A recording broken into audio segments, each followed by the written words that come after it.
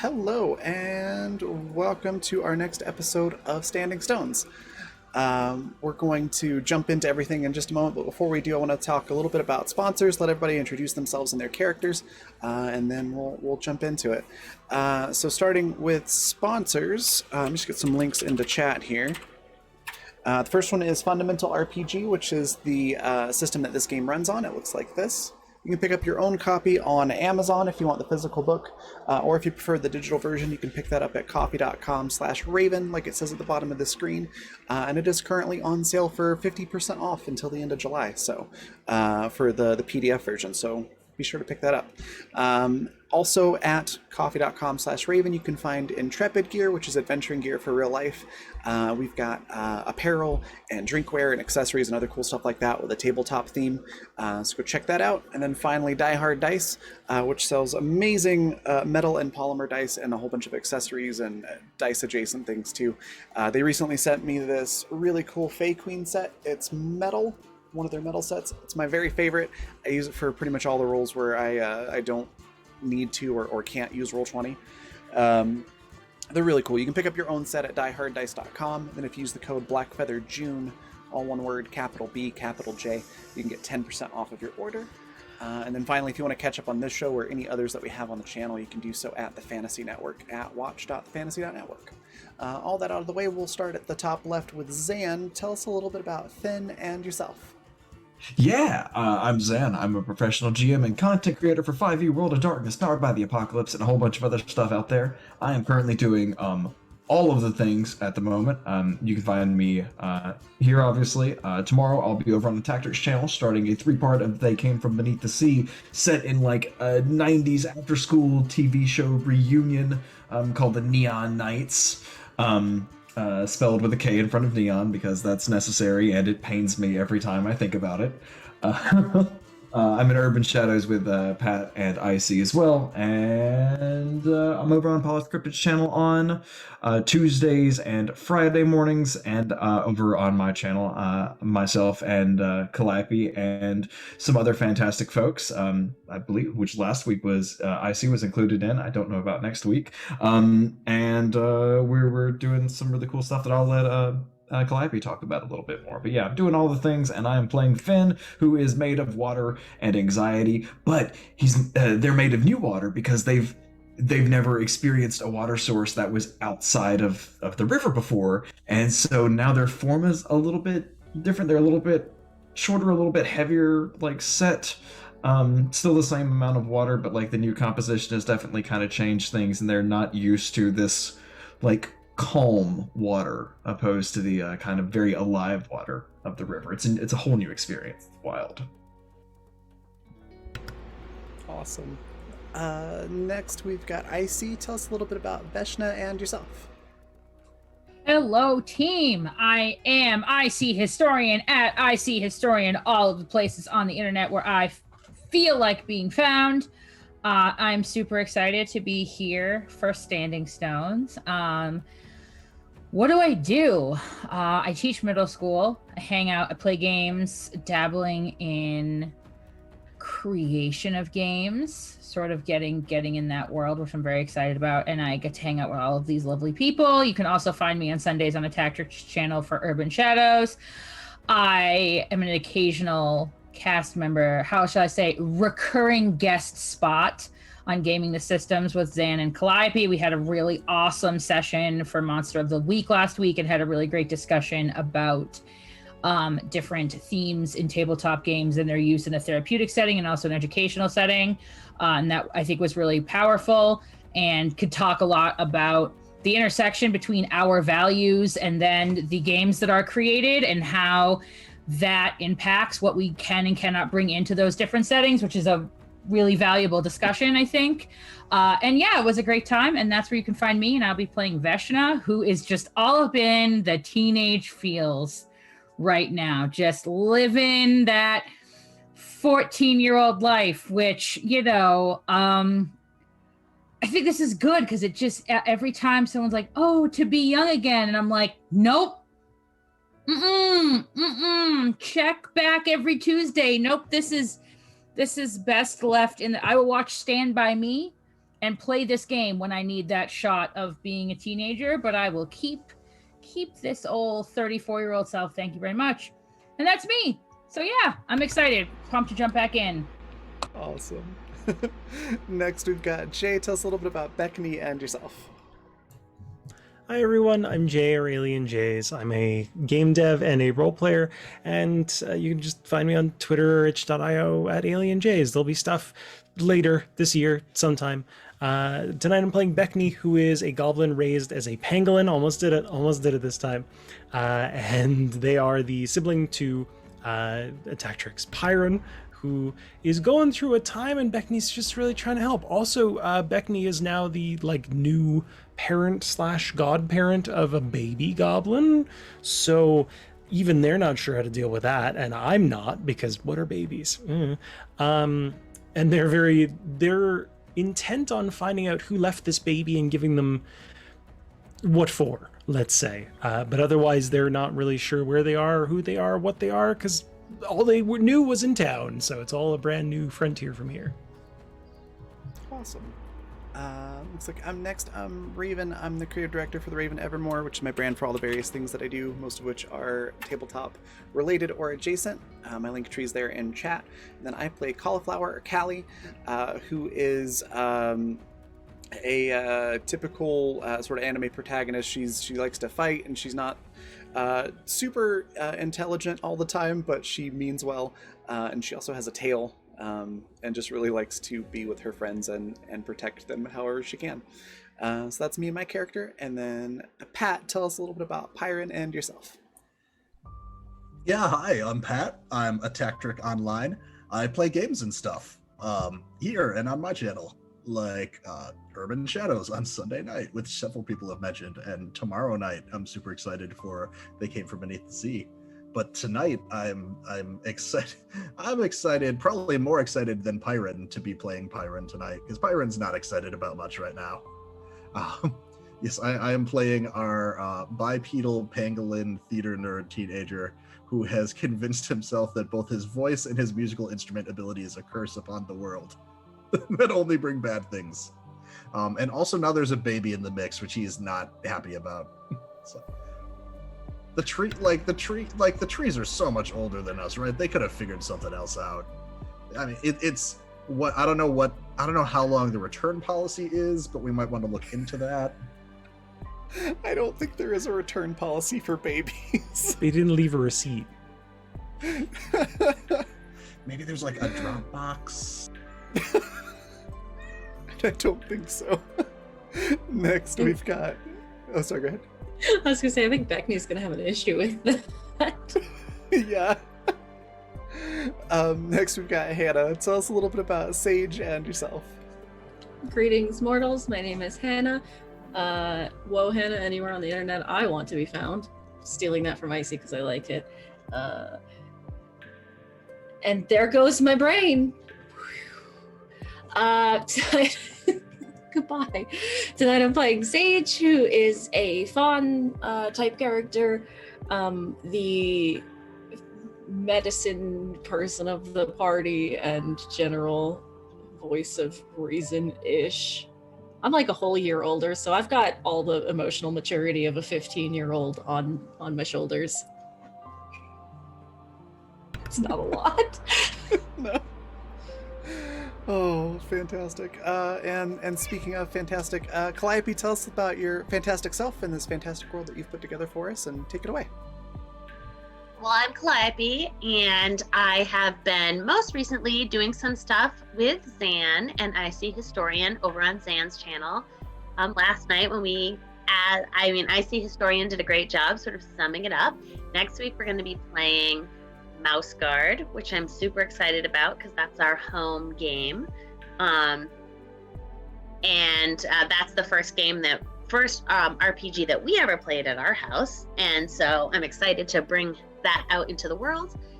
I am celebrating my last day of school for summer vacation, and after a long year of COVID quarantine. And so that's very exciting. And I say happy birthday to my fabulous husband, who is probably not watching and is wrangling children for me. What a great 41st birthday present. You're welcome. So when we last left our crew, you were all settling down for a long winter's nap. It wasn't actually a winter's nap, but you were all settling down to sleep under a beech tree, because one of the things that the dryads had told you was that if you can find a beech tree that's wider than any of you can put your arms around, then it could probably keep you safe while you sleep. So we're going to move to the next morning, and you are awoken by some noises in the forest. And these are like moose noises. Not like, or I don't know, maybe some people don't have moose, but like big deer-ish moving through the forest noises.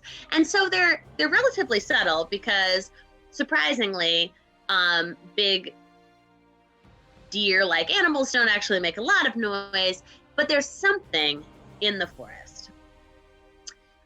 So as you awaken, it's probably dawn, and you're all sort of huddled up around this beech tree. It wasn't very clear how much radius you have from the beech tree, so I'm imagining that most of you slept pretty close to it, just in case, right? This giant cuddle pile. Yeah. So a couple things happen at once. One is you notice the sound coming, and the other thing is you notice that the baby's missing. What do you do? We've been parents for less than 24 hours. So And we where was lost last the place baby. we saw- Where's the last place we saw the baby? I think when we left off, at least the last time we saw it was us feeding it. So Yes. You can feel free to make up what happened after that. Who would have, like, where would we put, like, probably put the baby, like, between kind of two people, right? that's what I'm Like, thinking. swaddled it nicely.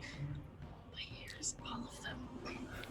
So the baby is definitely not there anymore, although all of the baby's clothes are there. Like whatever the baby was swaddled in is there. Are the clothes deflated?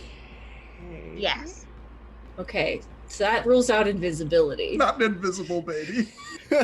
Is it weird? Listen, it was cool in JoJo, but I'm not sure I can handle it. Is it I think weird the baby's that become my- one with the Force. Oh, sorry, go ahead. No, I was gonna say my first thought when you said the baby's clothes are still there, I'm like, oh my god, it's evaporated. Can that happen to babies? I think Beckney's like, they wake up and they're feeling around for the baby, and the hand movements get more frantic. Like when you like wake up and you're looking for your phone and it's not where you remember putting it, so you're like, But you don't look. yeah, no, of course not. You can't look because then you'll feel stupid because you moved it. So they do that, and then eventually they like kind of open their eyes, lean in, and then they just shout out, "It's gone! Where's the baby? What? The baby is it's gone!" And they're like kind of piecing through the clothing, like just picking it up, like shaking it, like did it get tiny? What happened? So as you're doing that, this sound is absolutely getting closer to you. Is that a moose? Finn will come out of the pond. Hey, things seem to be happening. What are we doing? Why is there a noise? Baby's missing, sounds approaching. Can I can I try to identify what this sound is? Sure. Go ahead. To the naturalist roll. Sure. Where the hick hack is it? I rolled a 27. Great. So you absolutely identify this. It's not a sound that you've heard up close before, but you definitely get the feeling it's more than one thing.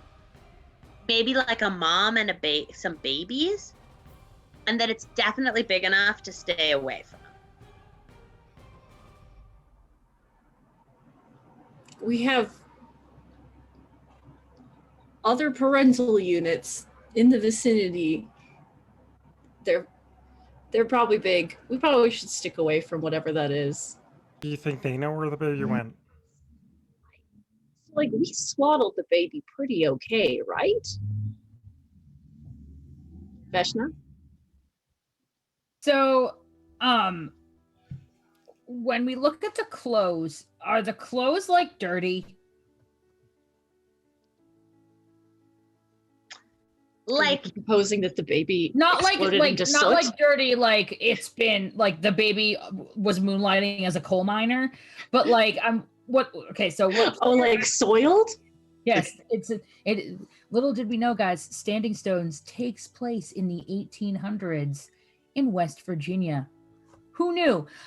So I think what player I see historian is wondering is if, because the Dryads told us that the baby needed to be cleaned, and so that is my first thought. So I'm looking at the condition of the clothes. Does it look like the baby was wrenched out of them? no, it looks like the baby just disappeared out of them, but maybe did poop itself. So as you're looking at this, I want everyone to roll a hearing. Question as well. Is all the rest of our stuff there? Yes. Okay. The baby didn't rob us and disappear. That'd be really It awkward. was all a plan. The baby's actually like a 35-year-old goblin who cast a glamour. I love all of it so much. But no, I should maybe next time. I could totally see Zan writing notes in the background, like, oh, that's a good plan. No. I can imagine. Baby Then thief. Veshna and Sage, you hear a small noise way above you, and Oh you no. look up to see the baby is floating above the tree. Is that baby floating? Yep. But before Where? you have time to think too much about the floating baby, you the sound comes into the clearing. And what you see is something that you don't quite understand. It looks a lot like the Lucrocata. And it looks a lot like it's a big Lucrocata and several small Lucrocatas, but way scarier. Like, if you thought that they looked intimidating before, these ones are incredibly brightly colored and like mesmerizing to look at. Even if you don't look at their eyes, you cannot tear your eyes away from them. They are, and they've got their big smiles, and they're like, and they stop and they sniff the air and they look up at the baby and they all start laughing. And they're sort of pacing around. What you also will notice is they do not seem to see you, which is not, there's no good reason for that. Can we try the warding them off with bad comedy like we did before? But they don't seem to notice us yet. If we can maybe get the baby back into the blind zone. Dang it, baby! Oh, okay. I was wondering if we could put on like a fake bad comedy show by the other trees. I don't know, but that's fine. Like, distract them from the floating baby. Yeah, because if they're bigger than we are and we bring the baby down, there's a strong possibility that they're going to get to the baby before we do.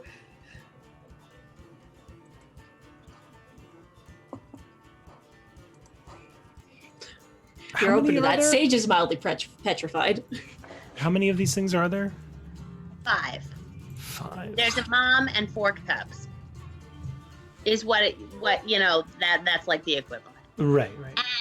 But they are like all sorts of colors of like turquoise, and that this sort of like wispy shadow things that come off of them are also sort of like undulating with color, and their eyes are so bright. I mean, like, just they're just stunning. And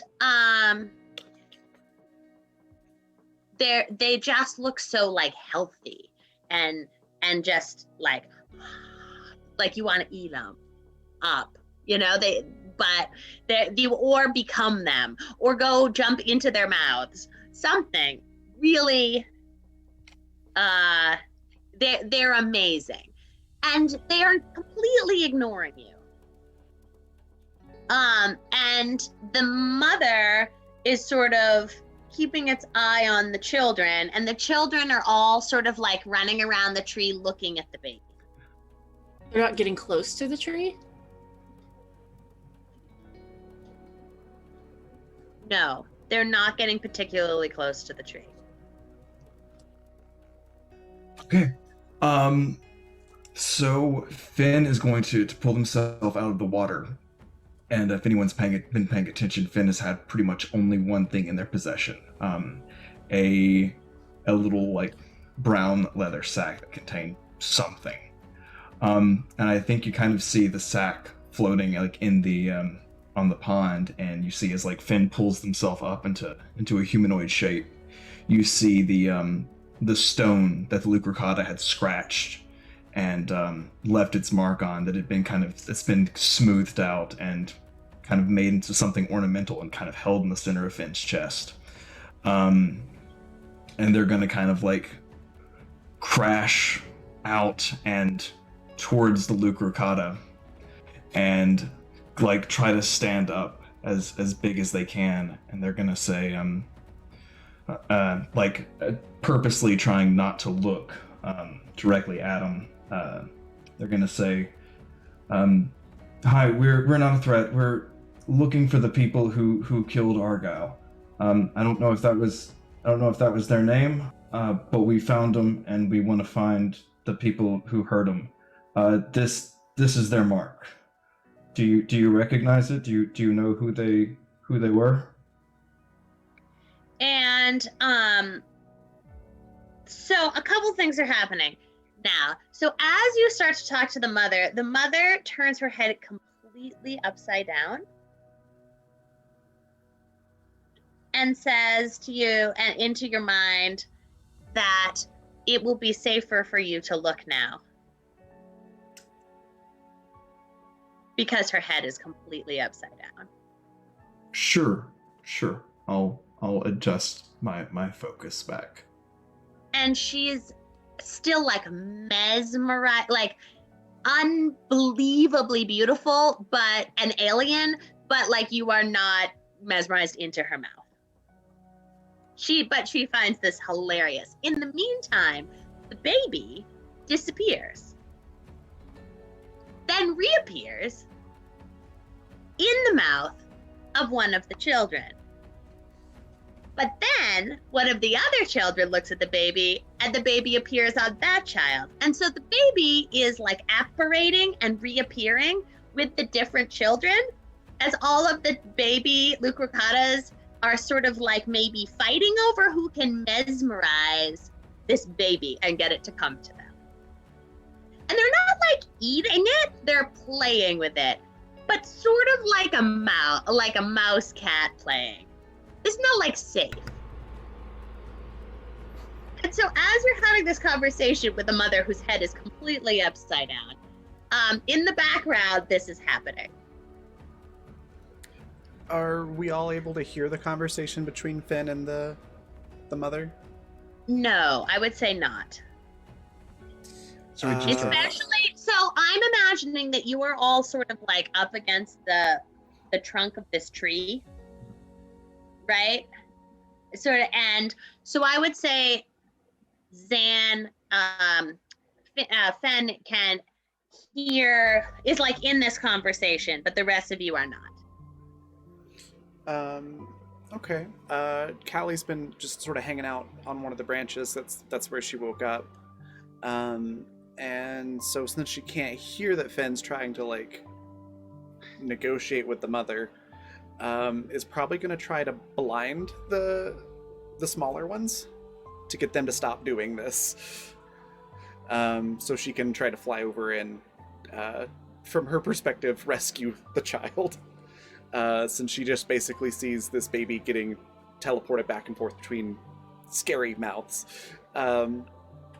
So she's just gonna sort of like swoop down in between, or like in the middle of all of these, literally being monkey in the middle, and is gonna do like a really bright light energy attack sort of thing, not damaging but enough to like disorient anything that's looking at the light. Flashbang. Yeah. Or Okay, why don't you roll for that and see how see how that goes. All right. Going for the similar to but legally distinct from solar flare technique. 16. Okay, with a 16, I think probably two of them sort of go down and are like pawing at their eyes and whimpering, and the other two were just sort of blinking, and the mother like turns her head back around and turns and looks at you and laughs really loud, and you are compelled to look at her. And so, I would like you. I want to see like if you can resist the. Okay. Discipline. Yeah, so that's probably the best thing to do. All right. 15. So yeah, no, you definitely like. She like turns her head and the full focus and her eyes just get bigger and bigger and bigger until your whole vision is completely just her eyes, and you just sort of like stand there. And her eyes are so beautiful. And you're just like everything else that you wanted to do, you just kind of forgot about because of these big mesmerizing eyes that seem to take up like your whole existence. In the meantime, the children are absolutely chewing on your tail. Okay. And she like two of them are sort of like rubbing their eyes, and she like says to you, Fen, in your mind, she says, make this one stand down. Please stop. Hey, everybody, stop, please. We're cool. We're friends. It's fine. We're friends. Are you sure, Fen? Because they're like tossing the baby around, and one of them's chewing on my tail. More sure than not. They knew the other one. Okay. So there's still the kid and the tail issue. Don't let them chew on your tail, I guess. But like maybe like we're not fighting at the moment. This is not a situation that requires fighting. This is your cub under your protection. Yes. The small one that keeps moving, is with us.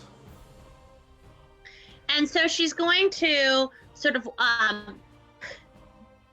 around and sort of like take her long tail and her long tongue and like sort of lick the eyes of her children and sort of help like clean their eyes up and sort of laugh to them, and they're talking to each other, and you can see that the play, it's still sort of weirdly aggressive, but you are no longer in danger of the child like actually being eaten. You know, like it wouldn't be necessarily like how you would normally play with a small child, but it doesn't seem to be as dangerous as it was. They are now licking it instead of trying to bite it. Cool. Terrifying, but cool. Will the So, others come out?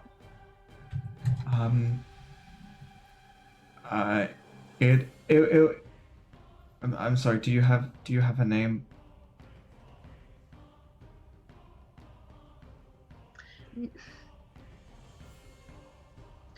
Not in such that you would understand. What should I call you?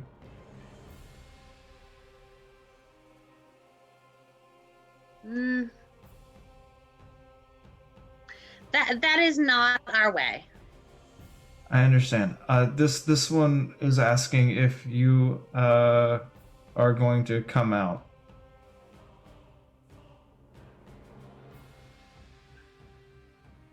It is your way to call a thing another thing. And by that way, identify it. Yes, because a thing is many things.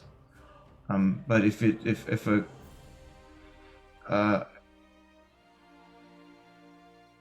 because water is a lot of things, but the river and the rain are the same thing, but by the different names we recognize what they are.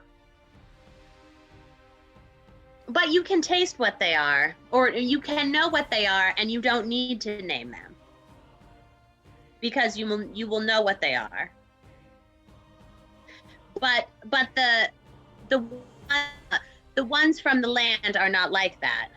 They can't tell it. Right, yeah. So it makes it easier for them. If you must call me a thing that is another thing, you will name it. It does not matter to me.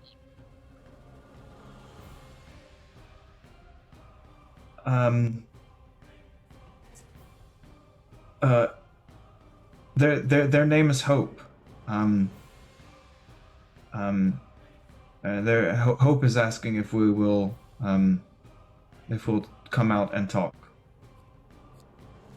I think Veshna takes like a couple cautious steps forward to be standing just behind Fen and like slightly off to the side. And out of politeness, children turn their heads upside down. And that releases you. Callie. I think Veshna Like kind of like the eyes sort of go back into like they're still big, but they're not. It's a lot safe. You're not as compelled by them as you were. Callie's gonna like pull her tail around her and then make a sort of like it's like a half hissing sound, half like upset monkey sound at the one that was chewing on her tail, but then move over to the rest of the group. And they definitely all find this completely hilarious. Sage is probably Oh, gonna goodness. wander over and like maybe paw a little bit at Callie's tail to check if it's okay. Callie definitely does the like how to describe it, the a little bit over exaggerated, like, you know, look what they did to my tail sort of reaction. I think Sage is very Beckney hasn't- sympathetic. Good. I think Beckney hasn't turned their attention from the baby. They've come out, but the whole time they're kind of keeping their ears and like face oriented roughly to where they hear the baby being played with because they're concerned. And they don't fully understand what's going on because they can't see much of what's up. And the situation is not exactly audio friendly. So they hear a bunch of like laughing noises and then, oh, it's okay. Hope said it's okay. I'm like, oh, the fuck is Hope? As you come out from under the protection of the beech tree, I think that you will be able to hear her speak. And you can also hear the children, and they're just making children noises. Like, you know how little kids, like, they're young, they're like preschoolers or first graders, and they're playing this like elaborate pretend game that involves a lot of mesmerizing and pretend killing things, but doesn't necessarily make a lot of sense in the way that small children's games don't always Right. make sense to an outsider. There's context, but there's no subtext. Right. And I think a lot of this game involves Callie's tail as some sort of prize, and Callie as some sort of monster, and the baby as some sort of prize, right? But they've settled down with the baby a little bit more now that they know that they may not eat it. And it's like pulling on their ears and stuff. And Hope says, tell us of this one.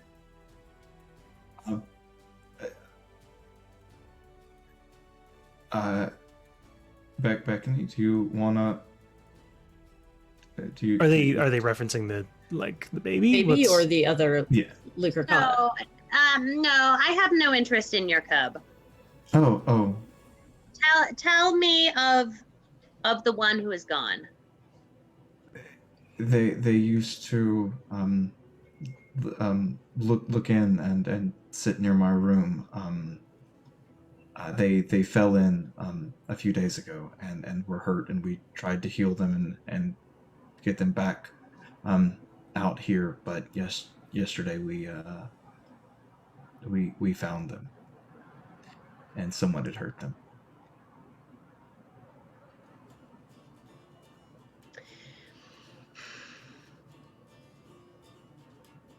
It is hard to explain to dinners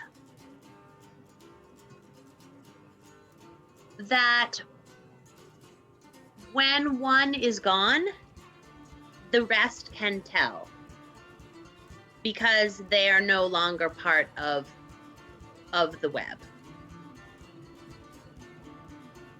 You're right. That doesn't make any And- sense. But there are some that have been cut from the web and are captured. Do you know who's cutting them?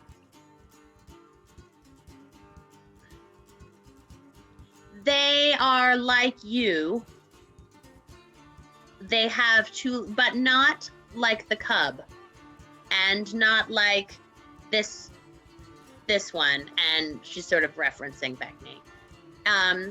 They are like this one with the fur, and they are like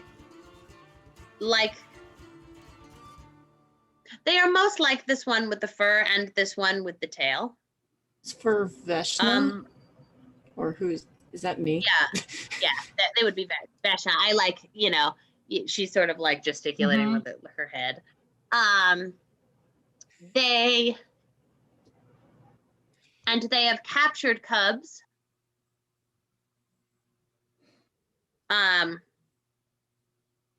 Your And this one has been captured a long time and was not well.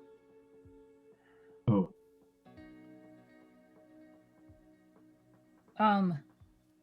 Why would they capture them?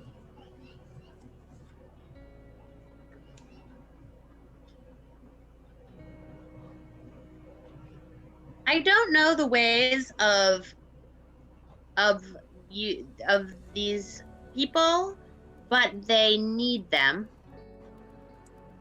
for a reason, and they keep them alive for a long time, and then they remove them from the web.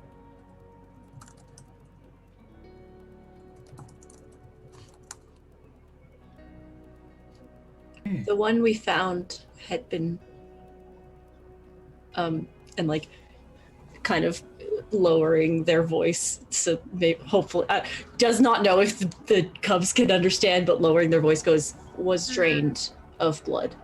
This is a thing to not speak of around the cubs. perhaps this one with the tail can go with the cubs a bit further. Which one are they referring to as the one with the tail? Oh, sorry. It's you. And this one that looks like the cub, perhaps they can watch the cubs and we can discuss this.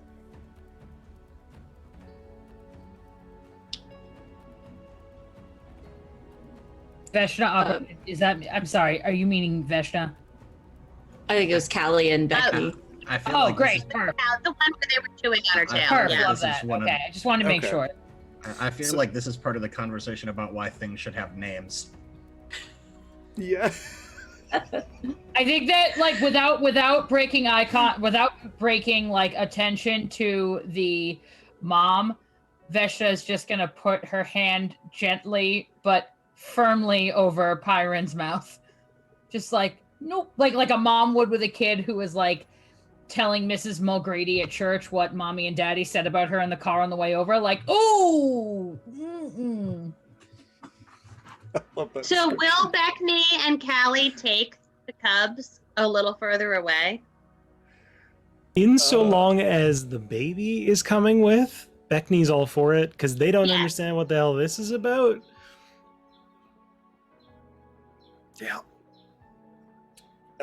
Yeah. Well, and Begrudgingly, I think Callie that- will go. Yeah. I think that the cubs find Beckney hilarious because they're really, really hard to mesmerize, Yeah, so Beckney's just kind of standing there like, right? And I sort of picture them as having the same kind of vibe as fox kits, like that sort of roly-poly, I'm biting everything, I'm trying out all my adult behaviors. And so they keep trying to mesmerize you, and it just doesn't work because you can't see them. so I think, yeah, Beckney every now and then is like, whoa. And they're just kind of like, they're trying to like keep them at arm's length whenever they get a little too close in because they're like, I've seen what you do to my kind. And so, oh, go ahead. Callie is very determinedly, if that's a word, wrapping her tail around her waist like a belt, like keeping her tail very tight to her person, but begrudgingly goes along with Becky. And I think there's a lot of them like trying to mesmerize you. They're much less effective. Like they're not very effective at it. And so maybe I think maybe, Callie sort of like zones out for a second and then like can shake it off in a way because they're so young and they're not as impressed that, they're trying to get the tail and they're causing like this ruckus sort of on the other side of the clearing. Back in Serious Town. I think Callie's also going to like take part of the because her armor is so piecemeal, like part of it, and use it as like a blindfold, and start just like practicing her like to hone my other senses, and goes into this whole like little speech about how to see without your eyes, and probably runs into trees and things a lot along the way. I think Beckney, like at some love point, Beckney that. is like reaching out to try and grab Callie's hand. Like, don't just like keep walking. You gotta like slow and. Callie's like, You're "No, like, don't And help I me." think there's like Yeah. little cubs like pouncing your Yeah. feet and like like trying to get your tail, and there's one that's like following you and doing the exact same thing as you, right? Oh my god, I love it. goodness. So there's like a whole ruckus going on. Probably somebody falls in the lake or the little pond. One of the cubs probably falls in the pond. You gotta fish it out, And the mother sort of has an eye on that and looks back at you and says, as you are not part of the web, I would not tell you of this. One would know. But I would not tell you of this except that you have that stone.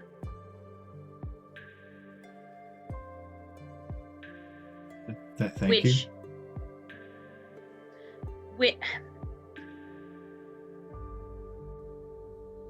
one must be very careful of one's cubs so that they do not disappear. Because when they disappear, they go there and they do not come back.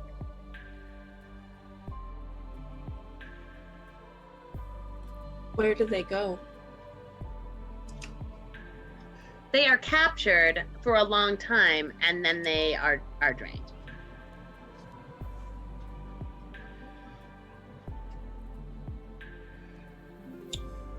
There is not a way to get to them. There is another barrier that surrounds, and you cannot get to them.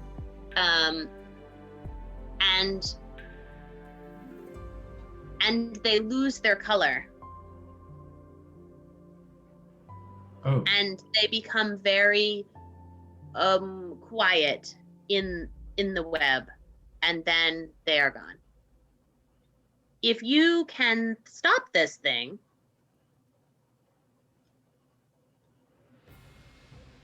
we would know, and no one would eat you. Although you do look delicious. What? I'm very bland. Well, and that she finds that hilarious. Not you. You do not look delicious. Water. So, do you know where we came from? The other side of the big barrier. So this is a barrier that's not the same as our barrier. No. Sort of. It is It's the somewhat same- the same. It's the same kind. I think in It is Vesh's hard to- mind, she's going back to some of the worst meals that Peru has served, and she's like, It is Sunday the night same. special was Luke Ricotta! Like, I will say the water will know the meaning of this, that they are the same taste.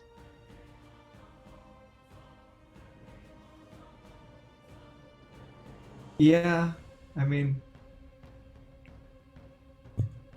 it's hard to explain, but okay. Okay, that's fine.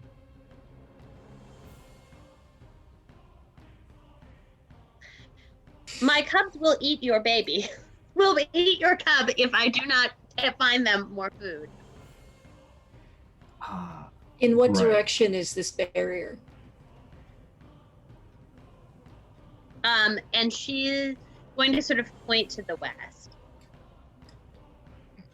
Where the trees said that Where death is. Yeah, Uh-huh. that sounds great. No, not really. Fen, what does she mean that we taste the same as someone? It was no, it's not. I think she was talking about the barrier tasting the same. It's the same. It's like the same Null? kind. Yeah. It's the same. It's the same thing, but it is a different potential for it to be a different thing. But it is the same thing, just in a different shape in a different place. But it is this. So it sounds like they have Yes. a smaller zone, null zone. This is wise. I will take my cubs. Keep the stone. Thank you. It was. And the web, the web will know to be aware of the water with the stone. And will not eat your companions. That's very kind. Although they do look very delicious. And she's gonna sort of like menace Sage a little bit, just for fun, because Sage looks so nervous. Like her head's still upside down. She's gonna wink at you and do like a really big smile and a big laugh just to make you. Right. Just one last thing. We were talking with the Dryads, who showed us the cub, and they said that there were other they called me Riverbound, and they said that there were others outside of the barrier. Do you know where any are? Are they safe? They're in the river. Right. That was a silly question. Right. Okay. Thank you. Thank you. I hope. And she's gonna stick her really long forked tongue out and like boop you in a way that like maybe makes your forehead ripple just a little bit, like boop. You are young cubs to be on your own. You are not quite grown. You may wish to return to your nest from time to time. Yeah. You have not learned all of the lessons of being on your own. Like it is never a good idea to speak to strangers who can eat you. And she laughs really hard and she collects her children and she wanders off. And once they are gone, Finn is going to collapse into a puddle, just a nervously bubbling puddle. They do not take the baby, much to their chagrin. I think as they leave, the baby keeps like apparating and reapparating with them, and they have to like pick it up by the scruff of the neck like a few times. But eventually the baby sort of sees Beckney and starts harassing Beckney instead. I'm just saying, some people seem to think it was real silly of us to make sure that we knew what the barrier tasted like. And now we need to go find out we need to find a barrier that tastes the same. It's not taste like you can taste. But we did taste it, so it is. Or we're dead.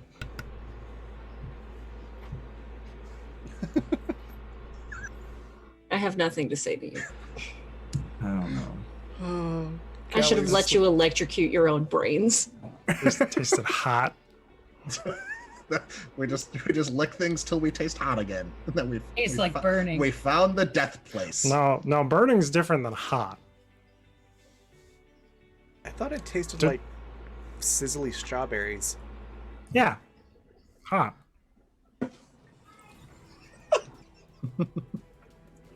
Right. So, what are you guys gonna do?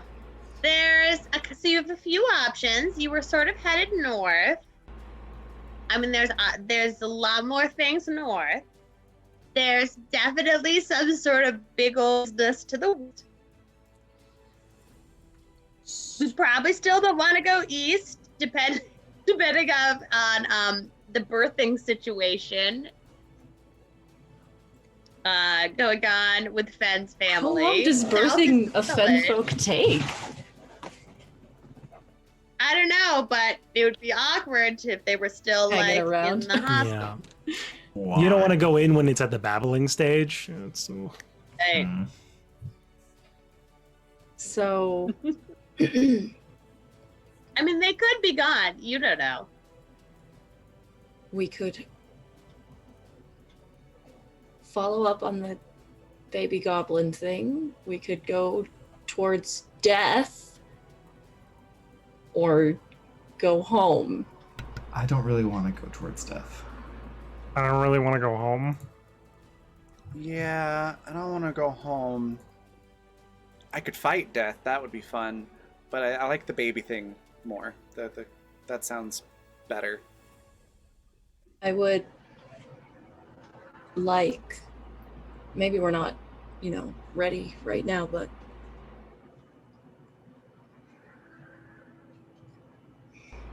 it doesn't sit right with me that they're stealing, even if it is a terrifying carnivore that kills and eats people. It's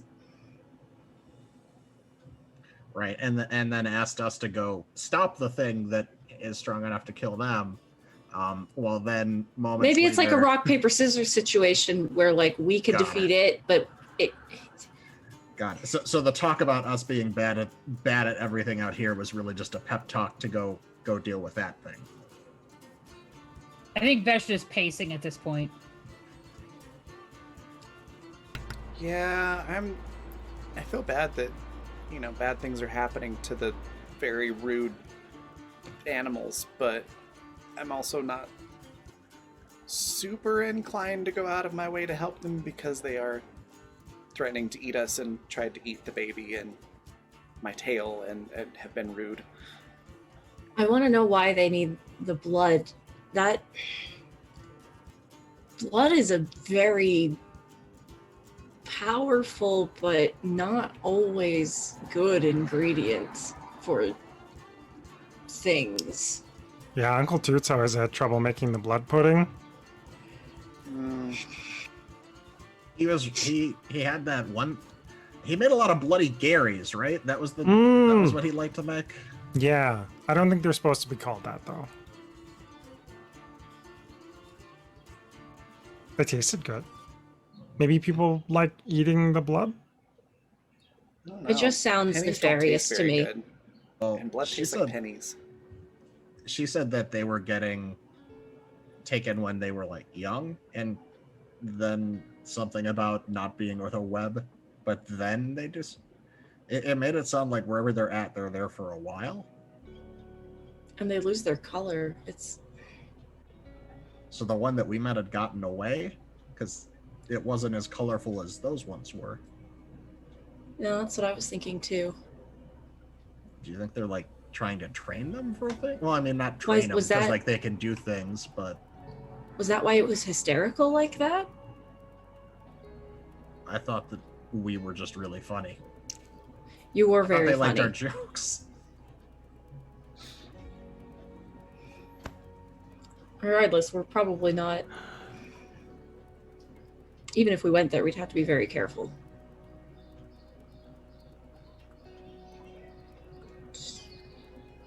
Also, the baby disappears now.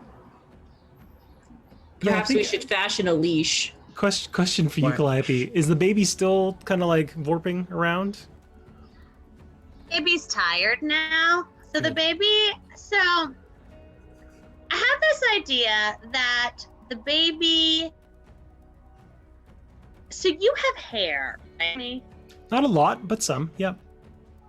The baby has sort of like wrapped its fingers into the tufts of your hair and is now sleeping. Oh, good. I was Sort of really worried how floating. you were going to end that sentence. Well, I mean, it's pulling pretty yeah, hard. but it's not like it's But not it's- trying to tug them out. No, I sort of like, I want it to be that sort of effect of like the really the like lesser monkeys, how they like hold the babies like hold so mhm. tight, right? And not comparing goblins to monkeys, but I'm just saying the way that the baby holds on is like that, except Right. that part of it's still floating. This baby's better than magic than me, and it's tiny. Son of Right, a and bitch. so it's sort of like, and I think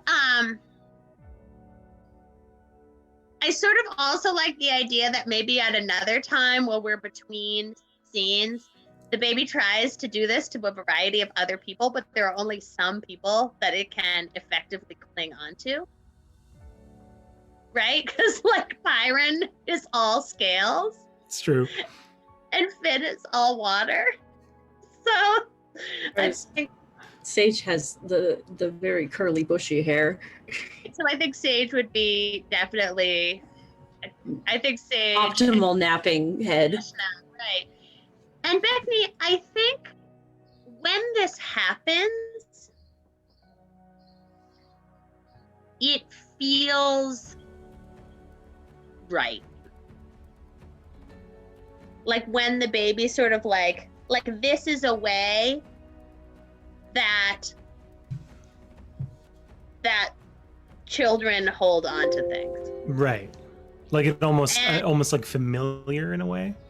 Yeah, and I think maybe Pyron and Beckney, maybe you have a flashback to like when Beckney was really little and would like climb up onto things and like grab to people's heads like randomly, and it took a long time to get them to stop climbing up on everybody's heads and like sliding off because you're all pangolins. So I think every it would- time Beckney's trying to crawl on you, it just slide off. A lot of resting in Larkin's horns and a lot of like climbing up Uncle Toots while he's cooking. Exactly, right.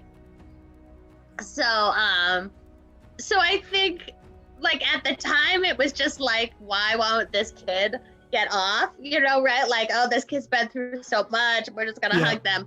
But now it's like, oh, okay. Like it all kind of clicks, yeah. Right. And I think this is a very small baby. I mean, it's small enough that you can walk around with it on your head without tipping over.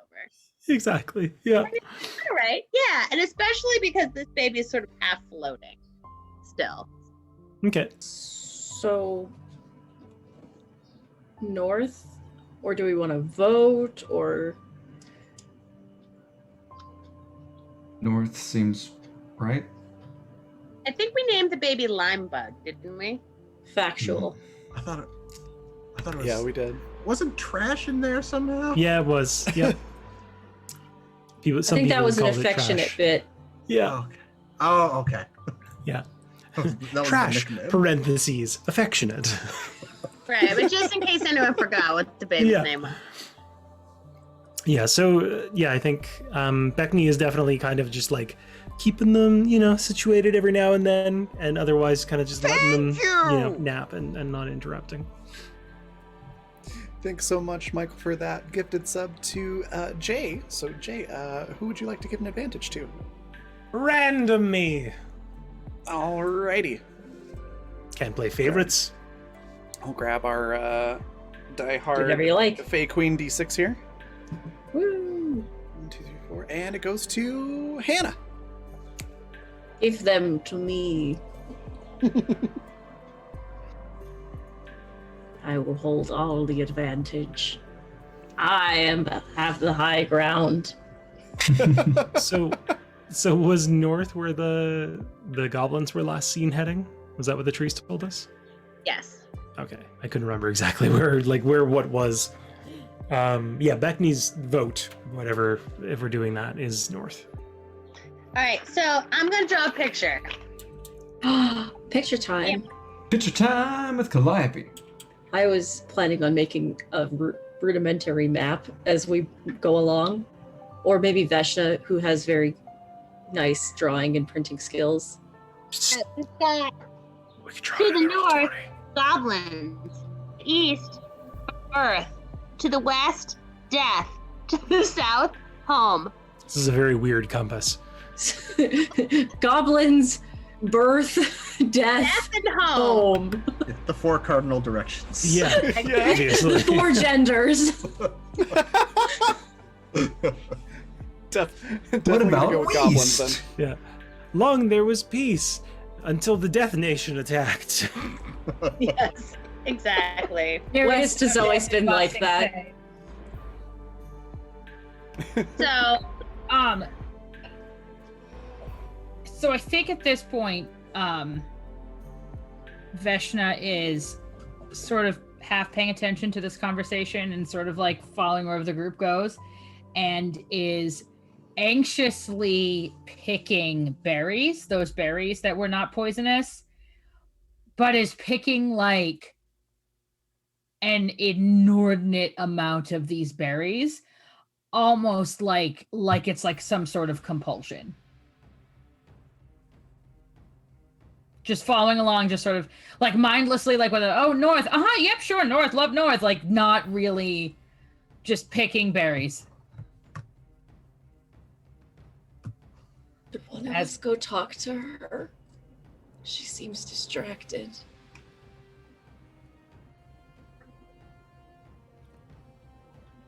Callie, is that something?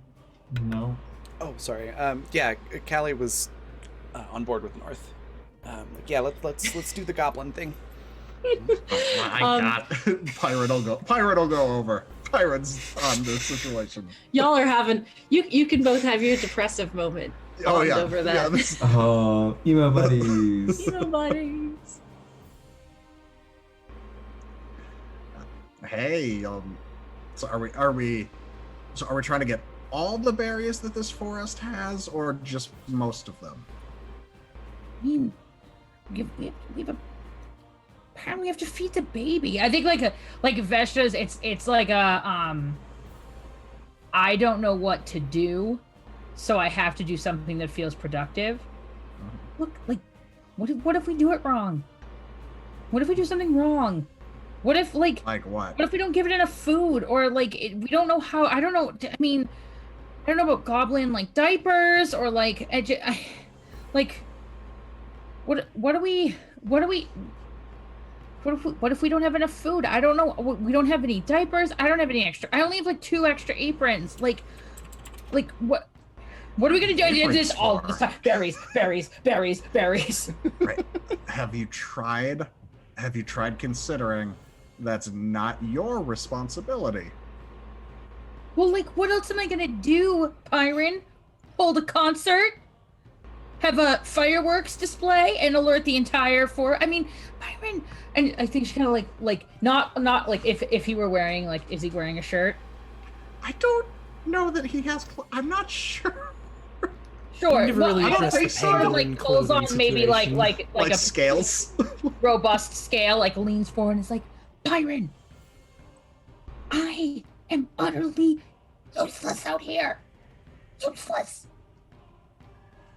I mean, I'd probably do a great job of playing this off, so that's probably why you didn't notice, but I'm useless lots of places. But I still, I'm exist. squishy and useless. Like, do you think that the Luke Ricotta cares about the steps to respect? Or my cryptid weekly, which I cannot even tell you, I'm probably at least 2 episodes behind on now. Like, literally, the only thing I can do to keep us from dying is pick berries. So I'm going to pick berries. And just like a lot of like,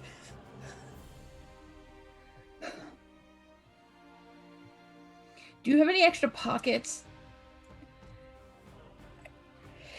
I mean, this like was a really good idea when I started, but I have like too many to conceivably carry along for the trip.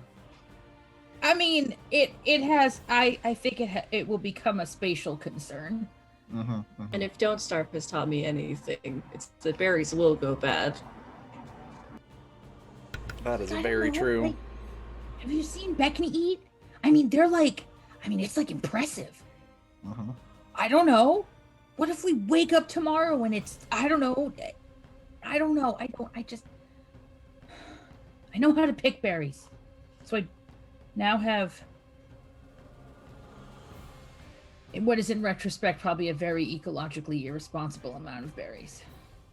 I think the berries are going to be fine. I don't think you can put. I think the species will continue.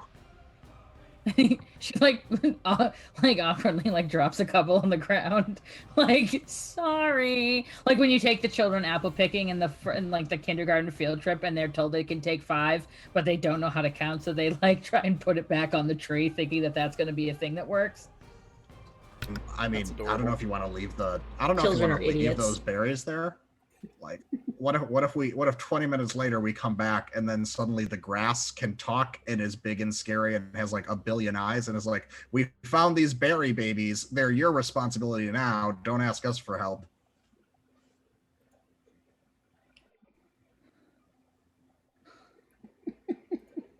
She's gonna like look down at the grass and sort of like nudge the berries like under the bush. It was a joke. I hope. I really hope that the grass doesn't give us more stuff to watch. We should go. We are no more. We are at max baby capacity. So fly free, my fibrous children. Have you Just named gotta- them already? You shouldn't have named them. That's Real So- quick, thank you, Michael, for that other gifted sub to Calliope. And then, who would you like to give an advantage to, Calliope? Me. All right. I want to give it to me. I like to put forth that having Pyron go talk to Veshna was the best idea. But for sure, let's be very clear here. Thank you, Mike Wayne. I'm keeping that advantage for myself. So I like to think that you guys are like, packing up and sort of. So you've decided to head north. That seems to be what's happening. Correct. And okay, great. So let's pack everybody up and we're gonna get sort of started going through the forest again. Maybe this is a good time to take a quick break, and then we can come back and see what is in the north, other than Goblins. actually this should be a question mark. Goblins. Goblins. That's wonderful. Exclamation point. Birth. Maybe is a ... like an ellipse. And home. It's just a I don't period. know. Yeah, just a period. Just there we home. go. Pat has come up with some really great mnemonics. I've got a fantastic one that I'm not going to share while we're live because it's a little bit rough, but they're Jay? all great. But Was that- yes, was so that Jay or Pat? Oh, so- we could also Oh, sort of yes, I'm just crazy. I can't read things. Yes, I'm so Why? sorry, Jay. Clive. we could also sort of head northwest and go to Goblin Death. Goblin's Death? Goblin's death? Goblin's Death! Or Brave Or Resort it's a Town. cult of death goblins. Birth. Yeah, I Goblin's birth? will leave you, our fabulous audience, to play with the various prosodies of your voice with different kinds of punctuation. We will take a quick break and then we'll see what other things other than goblins are in the north. Fantastic. We'll be back in 15 minutes. So, yeah, go grab snacks, hydrate, all that good stuff, and we'll be right back.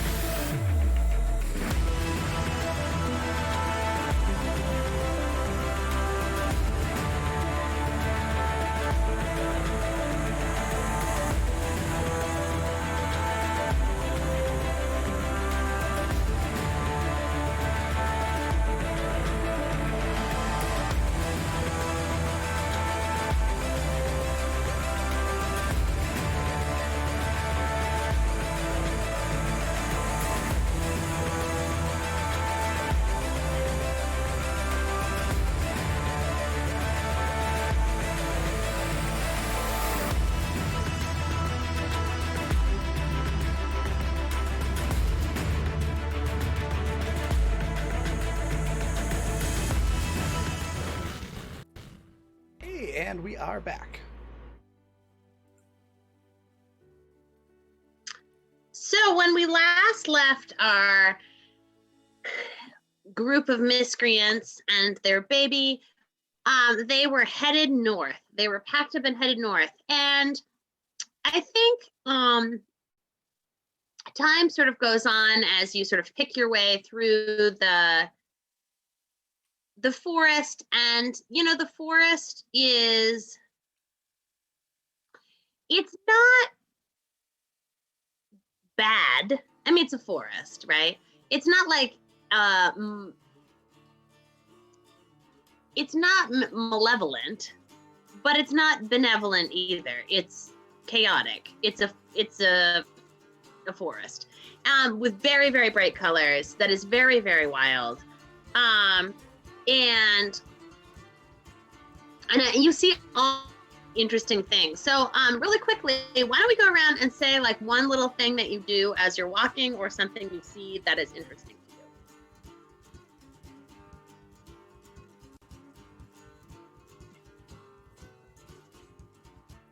I have one. Like what?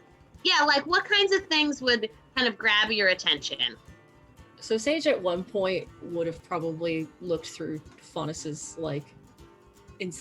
or maybe at several points looked through Faunus's encyclopedia of plants and sees one that they have never seen on the other side of the barrier and literally gets so excited and just pieces out from the rest of the group.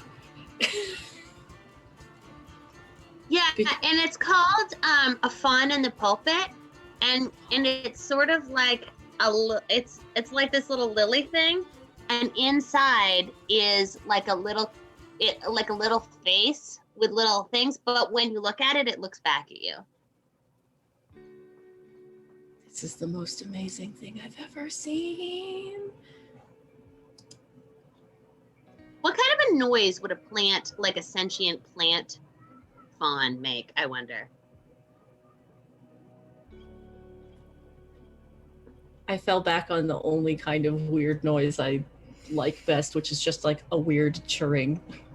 Yeah, I like that. When you open it up and it's sort of like, oh, and it makes like this little weird churring at you until you like close its little pulpit again.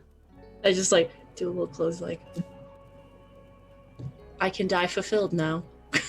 I'm picturing it like one of those music box, like kind of pop-ups.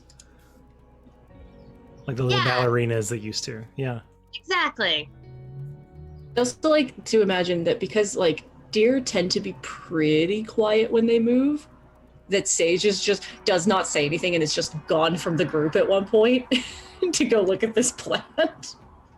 Well, and I like the idea that like maybe you open it up and it makes a sound at you and you go, and it goes, like it's as surprised to see you as you are to see it, but also delighted.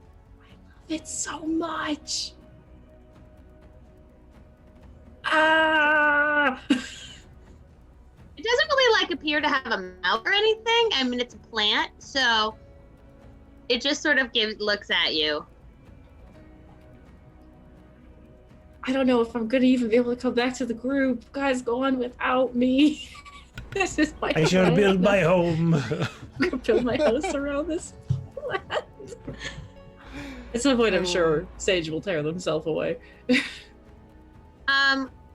What about Beckney? What's Beckney doing?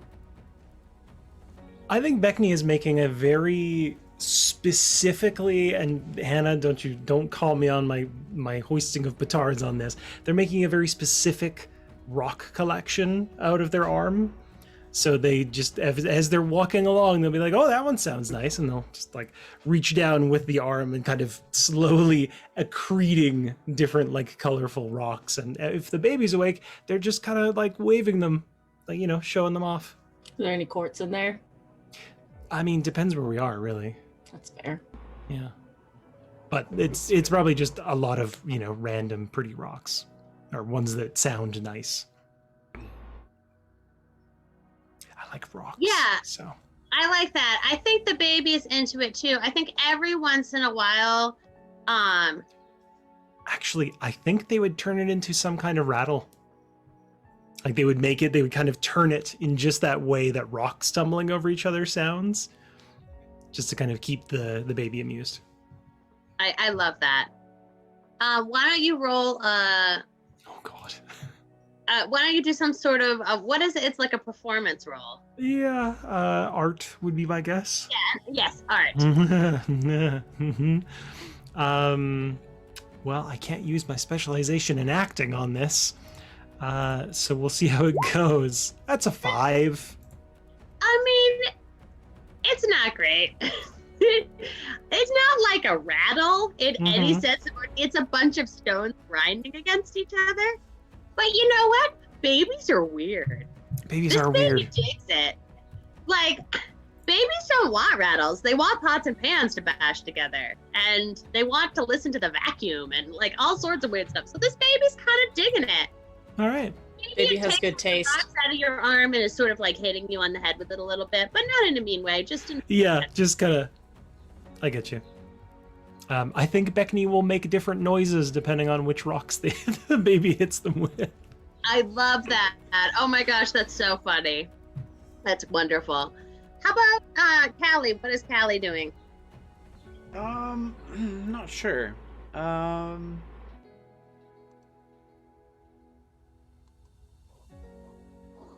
She might be like playing with the baby as well at some point. And just like doing the whole, toss the child up and then catch them so they laugh thing. But is probably throwing them rather high up in the air because she's really strong and that might concern some of her companions. Well, and the Except the other baby problem can is the baby teleport. doesn't always come down. Sometimes you throw the baby up and the baby just keeps going up because it can. I think when that happens, Callie will just fly up and then like grab them and come back down. Which I think is going to now be the game for a few minutes, right? Like when a baby drops a spoon off its high chair and you pick it up, so then the game becomes how many times can I throw this spoon? So I think as you throw the baby up in the air, Limebug just keeps going up and up and up and up for a while until you collect them. I think Callie also just makes a little game of that as well and does like different flips and stuff in the air every time she goes up to grab the kid and just has fun with it. That's great. That's very good. And how about Fen? So, I think that Finn sees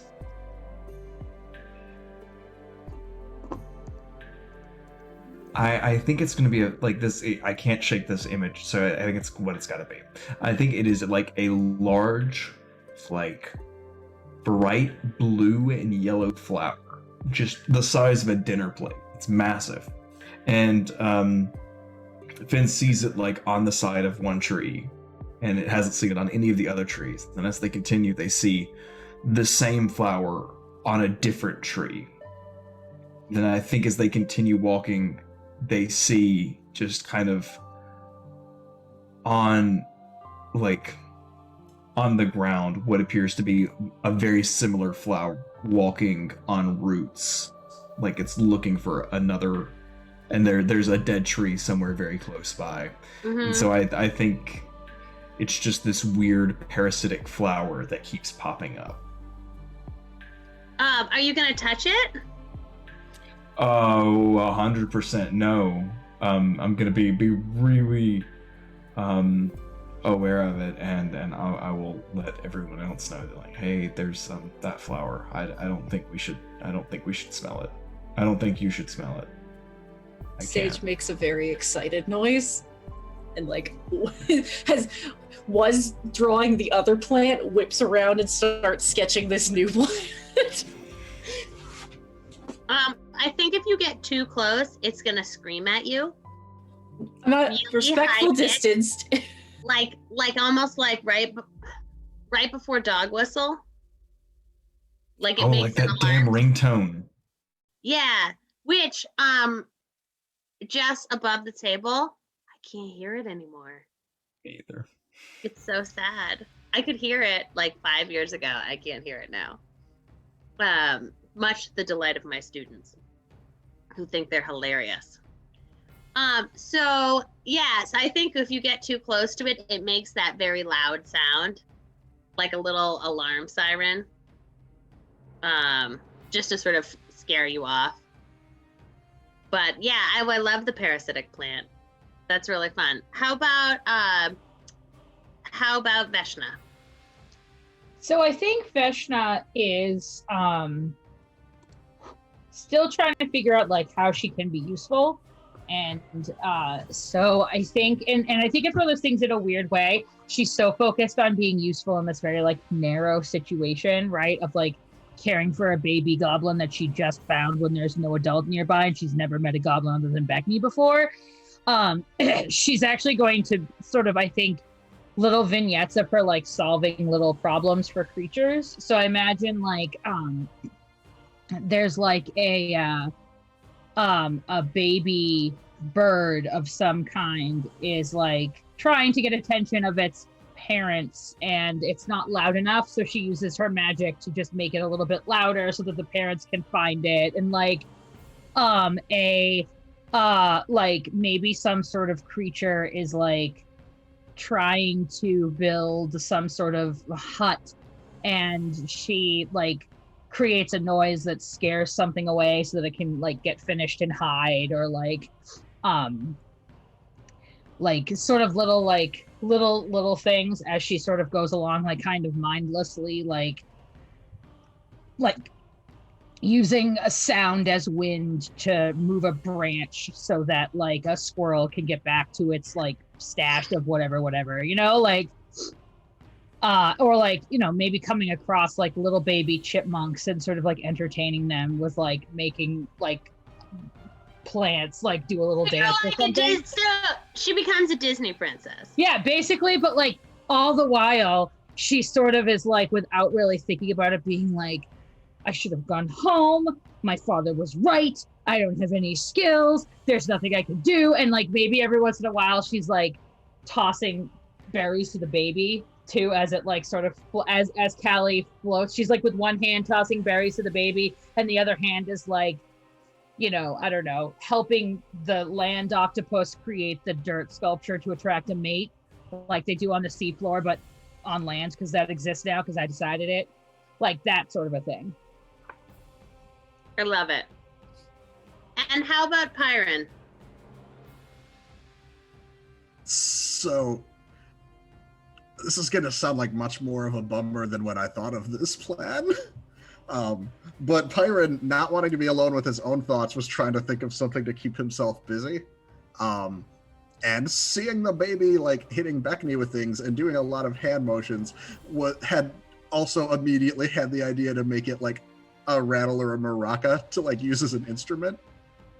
So I think he made one, then saw like off on his own, and then saw that Beckney had already made one to give the baby, and just kind of stayed back with it.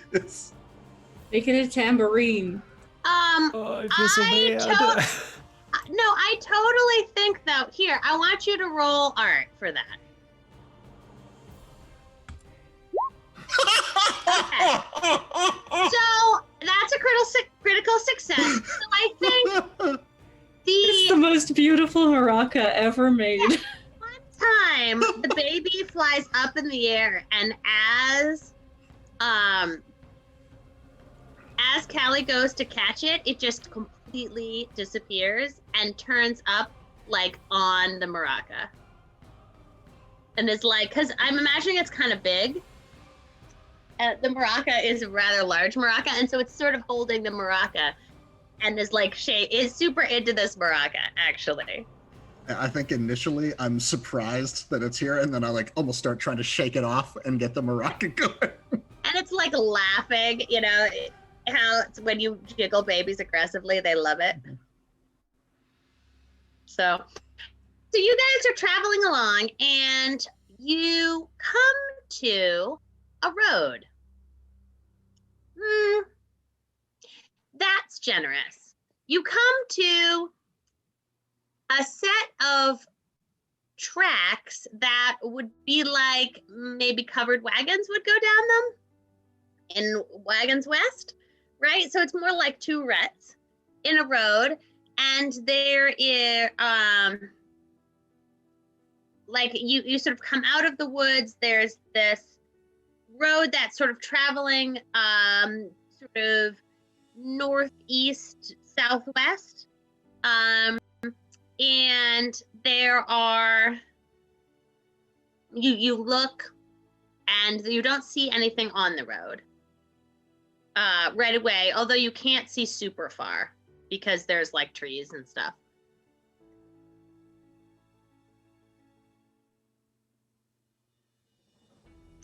I'm not certain we want to run into people. Are there any? Actually, no. Beckney wouldn't even think to look for that. Never mind. What do we see? Like tracks? We see the ruts, but do we see like anything that looks like shoes or hoofs or excrement or anything that would suggest that it's animals pulling something, or the great two-wheeled Kerflockenaken known in these parts? Right. That's a good question. Right, the Kerflockenaken. Yeah, I don't know. I'm not as good at making up animals as Calliope is. That's why I let her do all of that. Yeah, I thought it was absolutely. lovely. The Kerflockenaken. Yes, there is. It does look like Kerflockenakens are used in this on this side as well.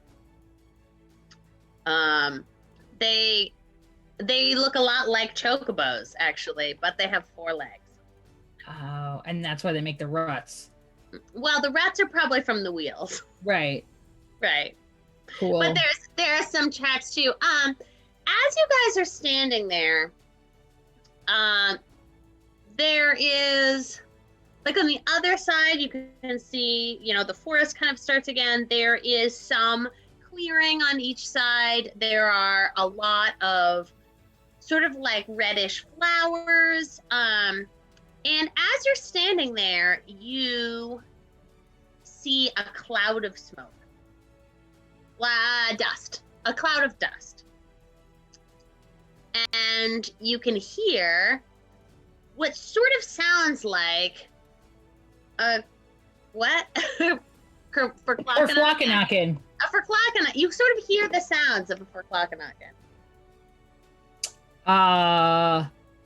So I think seeing the dust, Veshta is going to like sort of mom seatbelt style Fen back a little bit, knowing that going through cloud of dust is probably not great for Fen. Like that would probably be like a lot. So she's gonna kind of like shove, not shove, but kind of gently be like, and can I tell you all about Kerflockenakens? Yes, please. So I think Veshta, being definitely an eavesdropper and one to definitely be that person in the tavern that like overhears everything and is like, if you go up to them 3 or 4 times, they'll have different dialogue options. Yeah. And if you leave and come back, even if it's like the same time, you just have to go off the screen, they'll have new information for you. So I think that Veshta, like all of a sudden is like, okay, this shit I know. And she kind of like urges everyone to kind of get back a little bit. And she's like, okay, so that's a Kerflockenaken. And she like looks at all of them as if like they're all going to be like, yeah, of course it is. Like Sage is nodding. they're the things that they don't let them in town. They have to stop on the other side if anyone's going to come through. And they run really, really, really fast, but they're super strong and they can carry a lot. And she's going to point to like the ruts on the road. And she's like, this is, they carry a lot for like really long distances. So this has got to be something has got them trained and is using them. And it's something that they're carrying like a lot of stuff. So there's got to be something out here that has them like domesticated, right? And we should probably duck because they're really strong, but they also have like kind of a garbage attention span, and we're probably going to be really entertaining. And so I think she's going to look for like a tree or like some tall bushes to kind of hunker down in so she can still see like as they're coming and kind of like listen on the ground. And every once in a while there's a whole bunch of bushes like around the side that are sort of, I don't know if you guys have mountain laurel where you are, but they're sort of like those like flowering bushes that are tall enough for you to like kind of duck into. Yeah. I think as everyone ducks, Veshta, finally feeling useless for the first time since like leaving home, is going to be like, it's like cat facts style. It's like Kerflakkenaken facts, and like the first skeleton of a Kerflakkenaken was found by Garfni the Great adventurer, and they were first domesticated on Days Ride, and they mate for life, and they have one egg every 2 years, and they hide that egg. And so no as one you're whispering about this, the noise comes into view, and instead of seeing like a life pair of Kerflakkenaken, you see it's making the sound of a matched pair of Kerflakkenaken pulling a wagon, but it looks like a really, really big caterpillar. And I want everyone to roll, I guess seeing.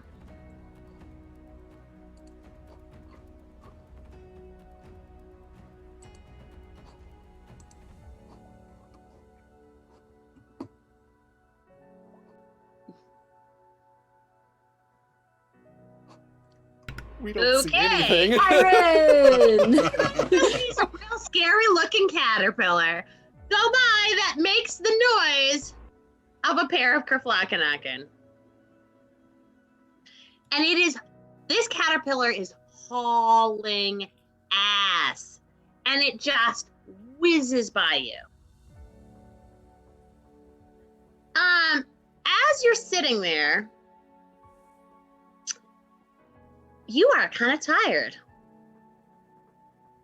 You guys are kind of tired. It's been kind of a long day. You've had like a lot going on. I mean, that was really scary earlier, and now maybe you could, I don't know, it's kind of tiring being here at the edge of the road. Close to me to the red flowers. What? How close are we to the red flowers? Oh, you're in the red flower trees. Yep, in the bushes. That have the red flowers. Yep. Might I make a naturalist roll?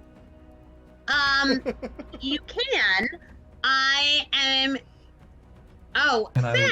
Oh, Fen came on. Fen, as the very large caterpillar goes by, for you only, it waves like a mirage, very briefly, like the image of it, and you can see a goblin with a large like scarf wrapped around its neck and like aviator goggles, and sort of like you see very briefly like these four-legged bird things. Like very briefly you get this view of like what maybe is under this mirage.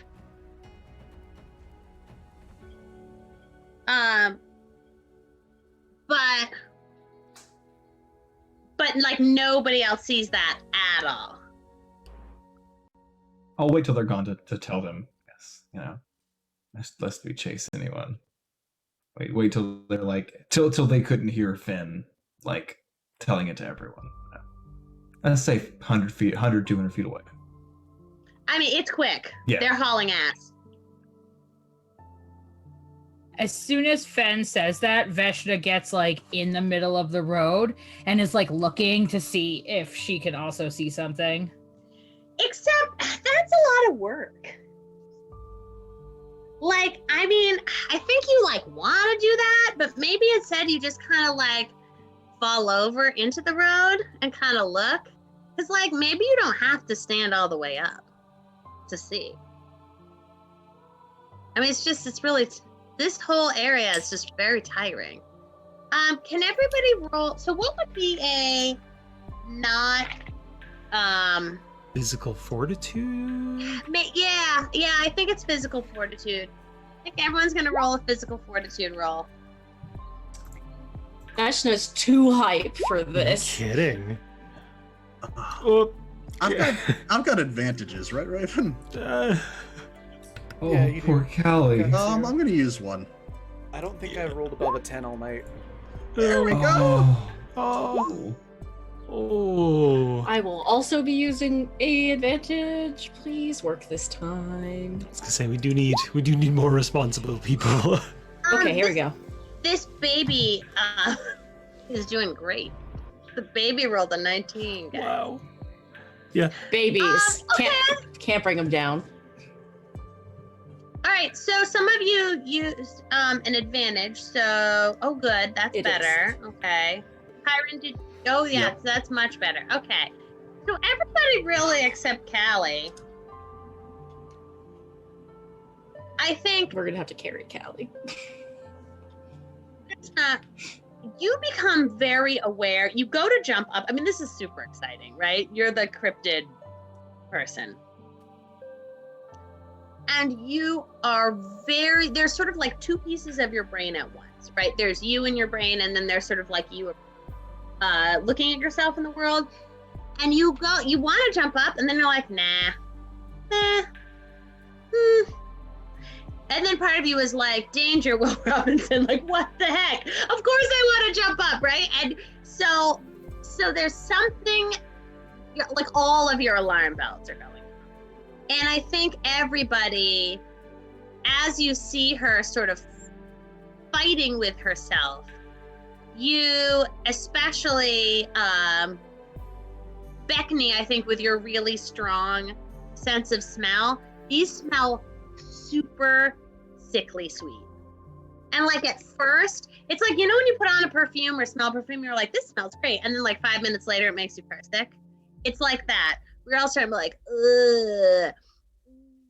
And as you look around, you'll notice, well, not everybody notices. Not everybody except Callie notices that this tree seems to have a lot more vines than you had originally seen. And they, like, you don't ever see them move, but as soon as you're not looking, they move. Right? And so we better go Is or it- we're going to get et. Is it a weeping angel willow? God, that's terrifying. Damn it. Ugh. That's It's gonna live in my terrifying, brain and I love it. rent free. A weeping angelo? Close. We're trying definitely to getting fig- there. We can workshop We're- that. We can workshop it. If it has citrus fruit on it, would it be a weeping tangelo? Go to your room. Well, kids, I'm this already is in my Standing room. Stones. I want to thank all of you for joining us these several weeks. It's been a great time, but That's all we got. and and then the plant ate them all, and they died. Rocks fall, we die. Well, Pyron has an idea. Oh, please. Pyron's, you know, with this sickly smell that's making everybody, in his mind, only the smell could be accomplishing this. So he's gonna pull out a stink bomb, which he's definitely made, and release that in the middle of the group to save us. Okay. Let's roll for To Stinky. save Callie. This is what we'll do. I don't know what this would be. Would this be a mechanical engineering roll to see if I could have made I a think so. stink No, bomb? I think it is. I think it's a mechanical Okay. engineering roll. Because it's how well did you make this thing? Not that well. Okay. So I think well enough that Unless it counts as a special effect, which I have 3 training in. no, I think that's well enough for Sage, you, and Beckney and Beshna to to like shake it off and like sort of like really become aware. And I think, Ben, you're a little like, you're not, maybe you're on the far side of the group, and so you don't really smell it as much or whatever. Yeah, it's you don't have, small. yeah, you don't have quite the urgency, but I also think little tiny vines are like starting to poke into you and like try to like, you know, you are water. Oh, thank you. And so I think, but for those of you who smell the bad smell, it like absolutely clears your head. Like smelling salts. I like that idea, Pyron. I And, never thought those would come in handy. So what are you gonna do? Gonna take count of who seems to be aware and who doesn't, and then we're gonna haul ass. Beckney, actually, question: is the baby still with Pyron? That's up to Pyron, I guess, as well. But I think that the baby is with Callie now, and Oh, I good. think the baby is sitting on Callie's head and like making uncomfortable baby noises as the vines are like creeping around, starting to creep around Callie, and she's like, ah, right, and the Mhm. baby's like, oh, gotta get it away. The baby is not comfortable with that. Also, I want to say that Limebug is a baby, so like you would think that they would just like teleport, but I don't think they think of it. Right? They just no, sort of it's do what they it's do. more like an unconscious or like a subconscious. Right, exactly. So, the baby is not at the doing things on purpose for a good reason phase. All we gotta do is shake the maraca and try and convince it. I to was go over literally here. just I mean, thinking who that. could- So I Go was ahead. gonna say, who is at that stage? Sure, Right. I not mean, me. to be fair, we're all working on that stage. I think Beckney would kind of like get the gist of what's going on with the baby, just listening to like sounds and feedback from others, and would like kind of nudge Pyron or get close to Pyron and say, throw the maraca, throw it out into the road. Throw it away. Why away? Because we need the baby to go and get the maraca so we can get Callie. Why wouldn't like? Well, why can't the baby just come here to the maraca? That's what we're trying to do, Pyron. And I Then think why am I Beckney's gonna throwing do the maraca? Beckney's doing just like this wild gesture of like it's a baby, but not saying it. Just- so they're kind of panicking. They're not like getting their point across very well. I have some concerns about Fen, who appears to have vines in them. Yeah, so about that, I'm a little bit curious. If this thing is trying to drink me, can I tell how much water is inside of it? Sure. Maybe. Why don't you roll? Sure. What am I rolling? Is that like a gut feeling? Yeah, I like it. A gut Oh, feeling. yeah. Let's do it. A 10. Some. Okay, cool. It's neat to know that I can do that now. It has less than like an aloe plant, but more than some other plant that's really dry. Sage grass. It's somewhere between aloe and sage grass. I think seeing that Pyron is not understanding, Veshna is going to use her magic to make it sound like the rattle is in the middle of the road. I don't think Pat's understanding you. Because Why do we have to? I don't understand. Why do we have to throw the rattle? Right? Because we don't want the baby closer to the flowers that are causing the problems. We're We want thinking the to baby let will us know, teleport right? itself toward its toy, and that would get it That's- out of Why doesn't danger. Pyron just move away I'm from not the? near the flowers yet. I thought we left. I don't know that we You had all left. could I was just still under the alert assumption we were Callie to in her, the. you know, the imminent danger. Nah. Ah!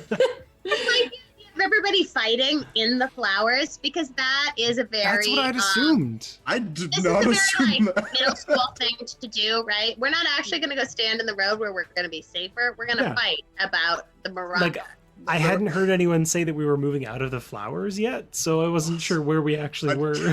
Okay, Okay, so so the people who are saving Callie should Everybody- stay in the flowers to pull us out, and Pyron should take the maraca somewhere you else. guys- I thought that the stink bomb was like a throwing a bottle at the ground and yelling scatter move. Okay, that's to fair. be fair, You didn't you yell did not scatter, move. though. I thought it You was did not implied. move, and now you're all gonna roll again. And see, you're all gonna roll physical fortitude again. If you passed last time, if the stink bomb helped you. To Oh, see, if the stink. Well, there goes my nat 20. Well, dang. I'm fine with it, Callie, but you are absolutely covered in vines. Just so you That's know. fine. So, That's fine. Hey, Sage, Seeing this- Bethany, yeah, it just felt like that's like a lot of work.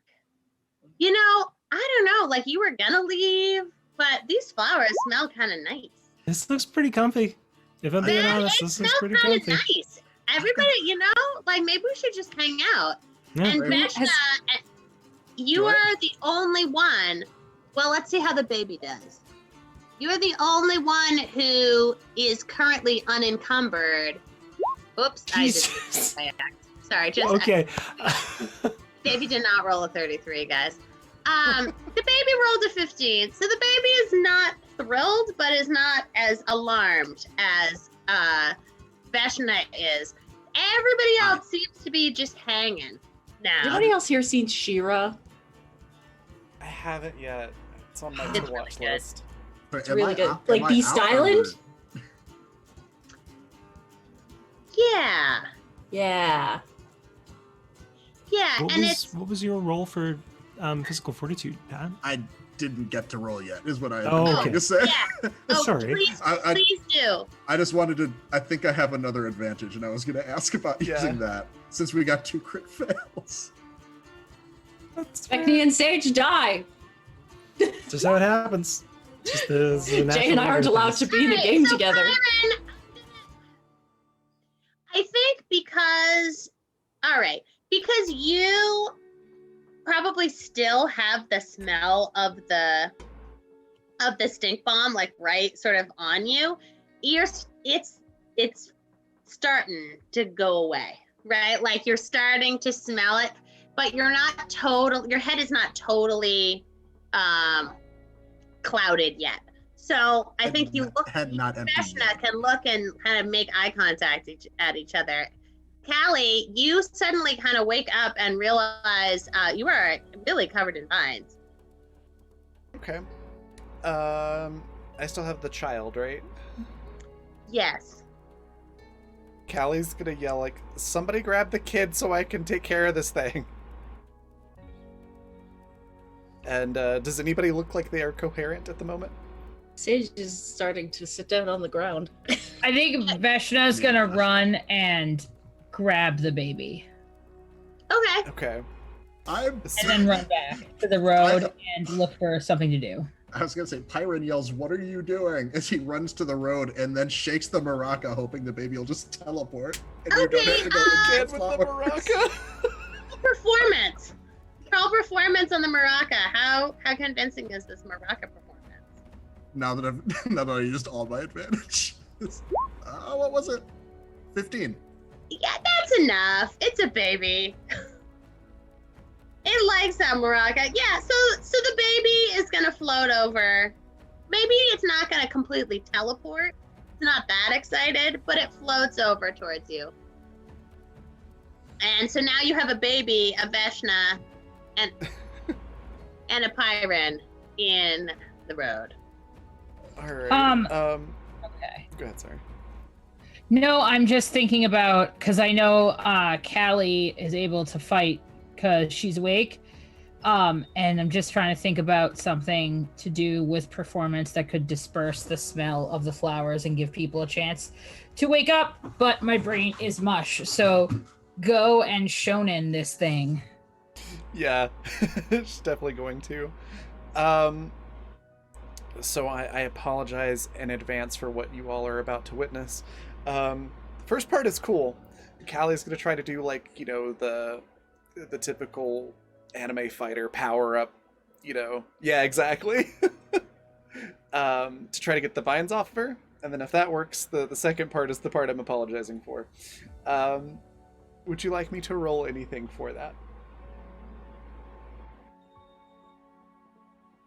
Yeah, sorry. I'm Oh, no writing a worries. note to my child to tell him to go to bed. Go get this to your brother. I love that. Yes, I think you have to do a physical fortitude roll. For sure. Okay. All right. Nat 20. All right, awesome. So yeah, you're able to like bust off these vines and they sort of rear back a little bit. You know, and so you've got all these sort of like pieces of vines flying through the air. So then what do you do? Could I also add the flavor of now Callie's glowing yellow? Just Sure. cuz super Callie sounds great. Or fragilistic maybe. Expialidocious. Yep. And the next part as well, she saw that Pyron's stink bomb worked really well. So in true anime fashion, she's just gonna pass gas. Okay, roll performance. Okay. Art for that? Would that be? Sure. Yeah. Yes. That's what I mean. Alright. I have a -4 in that. I got a 0. Okay. You go to like really let one rip, but there's nothing in the tank. Ah, darn. There's Oh, well. nothing in the tank. If that doesn't work, then she'll just try to gather up everyone. Probably starting with Sage, since she's or they are sitting down. Just pick them up and you know, be like, nope. We're not napping here.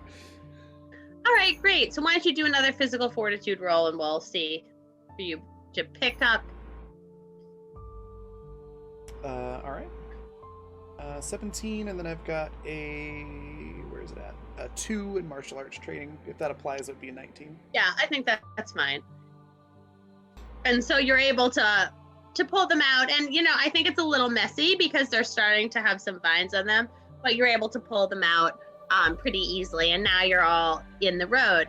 So that leaves Ben, who is slowly being like is now has many straws on them, and we've got Beckney, who's just chilling in the flowers. It's great in the flowers. 'Cause- I think it is relaxed. Like, I think Finn noticed and was slightly alarmed, and then kind of got lost in a little bit of curiosity, and then when the actual like wave of relaxation hits, I think Finn just loses their shape, just drops into a puddle. Okay, You really know how to relax, Finn. I really like that. So do they sort of like bloop along to the road? Yeah, I think like assuming the shock was enough, like I imagine it kind of being like when you doze off while you're on public transit and you just like Right. lunge. I imagine it's kind of like that when they hit and yeah, then they'll just kind of do like their little small like crashing wave over into the road away from everything, trying to like leave the pollen behind them if they can.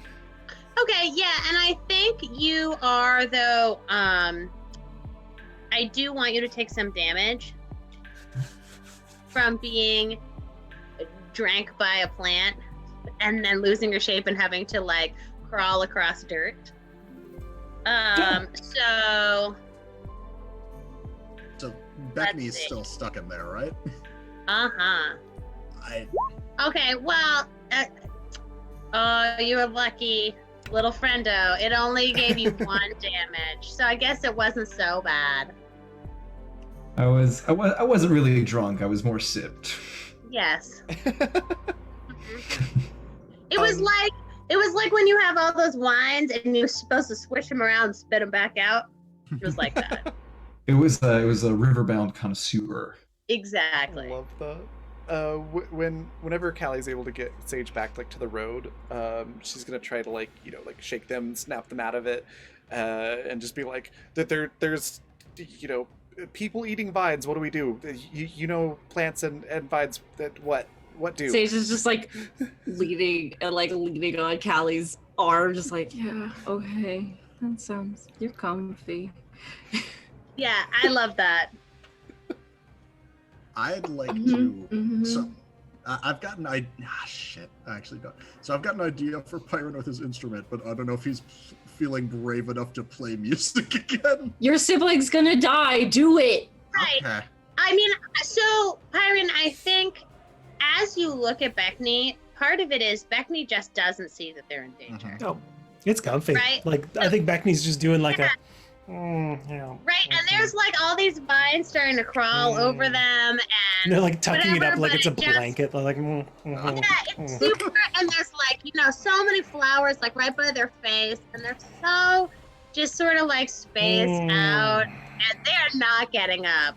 So if this was ever the time to give it a go, Yeah, and I think this will help everybody because what I want to do is I want to pull out my dobro and start just playing a tune that it's like very high energy, like you would set it as like a morning alarm clock. I was thinking like an alarm clock. Yeah. Exactly, to the point that like, and I kind of want to use some performance magic to almost make it like an auditory shot of caffeine to wake people up. I love that. I feel like it's Eye of the Tiger at like 180 beats per minute or something. Oh heck It's like Or Sandstorm. right. I love that. Yeah, that's very good. Okay, yeah, let's do it. All right, so give me some magic here. Okay. And I've got 3 training with my instrument. Yep. 19. Okay, yeah, I like this. And so, suddenly everybody hears this like incredibly up-tempo, sort of jarring song. It's not like good, but it's like thrash metal, like, da, da, da, da, da, da, right? Like where it's, because I feel like Pyron's really anxious, so it's probably not like very beautifully composed, but it sure does wake you the heck on up. If I may. It's like, it's thrash metal, like Eurodance. If Sage has been kind of like resting against Callie, I like to imagine that they suddenly like Right. start up and like conk Callie in the chin a bit. I love it. If Raven's okay with that. Yeah, Callie's just like, ow, good, you're awake. What? Killer vines, what do? Ow. Sorry. We should probably get Beckney out of there. So I think as you're How? saying that, Calliope, is that affecting me as well? Oh yeah. Okay, so Beckney, like, starts basically like a blanket almost like in their mouth when they were sleeping. They're just like, Right. and they do like, when someone's on the ice, like they're figure skating, they do that full like 4, triple axel kind of Yeah. thing. They do one of those out of the vines, and they start screaming about, Larkin's gonna kill us! Oh my god, we're gonna be late! Aw. Yeah, and I think definitely the vines are like kind of clambering after you hmm because they were like And- they were ready to like go up your They nose. were going for it. Right, You and know, so they're you know kind what of it's like? You know when you're in bed and you're all tangled up in your blankets, and then like someone knocks on the door, and you're still halfway in the blanket as you're going to it. That's kind of what I'm picturing. It's just like tripping over your own like blankets. Right, to get out of it. absolutely. Can somebody? So Beckney, how are you gonna get out of this? That's a good fucking question. Can someone help, or how will we do this? Ooh, you know what we'll do? Because I think Beckney's just realizing, like it takes them a couple of seconds to realize that they're, covered in vines that want to eat them. I think they're gonna pull off, like, they're gonna make themselves a ramp out of dirt They're gonna try and like pull the ground up in front of them as they're running, and then try to jump like out onto the road from their flowers. Okay. They're gonna make All right, like a let's do some BMX magic. ramp as they're running. Let's do some magic. Let's see. Oh goodness. Oh yeah, that's the third one tonight. You have an advantage. Do I? Yep. I see it. Do I want to use it though? I also just I'll remembered use it. I have the ability to talk to plants. Oh yeah. What? That's a success. Look at There that. you go. Yeah. Oh, it's beautiful. Amazing. As everyone contemplates to themselves, how will we ever solve this problem? Beckner creates this beautiful ramp, and not only is it a ramp, it's like an escalator. Yeah. And So it's like pushing me along as I'm trying to get yeah, you out. just stand there looking heroic as it pushes you along and like, shoots you out onto the road. I think Beckney even does like a little like, like the little like ta-da at the end of Yeah. it. I love that. Sage, I think that these plants do not really speak to you. That's fair. I hadn't tried yet. I just Yeah. suddenly remembered I have the Right. ability to do But that. I think even if you did, I think these are like a carnivorous plant that does not have, like, it's just it's hungry and doesn't really want to talk to you. Your food. So we stay away from plants we don't know is what we have learned here. How well do we have Right. to know them? We don't talk to strange people or strange plants. Got it. This isn't even the first carnivorous plant. Oh gosh. So Above what? and below. So you are now all standing in this road. What do you want to do? Beckney is running up to Pyron. They're like calling out Pyron. Saying, Pyron, did you see it? Did it look cool? Yeah, it looked really cool. I almost died. Speaking of cool Pyron, that was amazing. What? What happened? What do you do? What'd you do? Your music. What You saved us. Great. Yeah, it really seemed to snap everybody out of it. Beckney Yeah. is gonna just full like bear hug Pyron. And they're gonna whisper just really quietly, I told you your music was good. Yep. And they're as just you're doing that. And as you're doing that, the baby is absolutely going to locate themselves back onto your head. So it's like a pile of siblings. It's a gobbo pile. Yeah. Callie also like slaps Pyron on the back, meaning for it to be like, a friendly pat on the back, but probably a little bit too hard because she doesn't know her own strength. And she's like, yeah, it was awesome. It was like, it had like the energy of like a storm of like sand. It was really cool.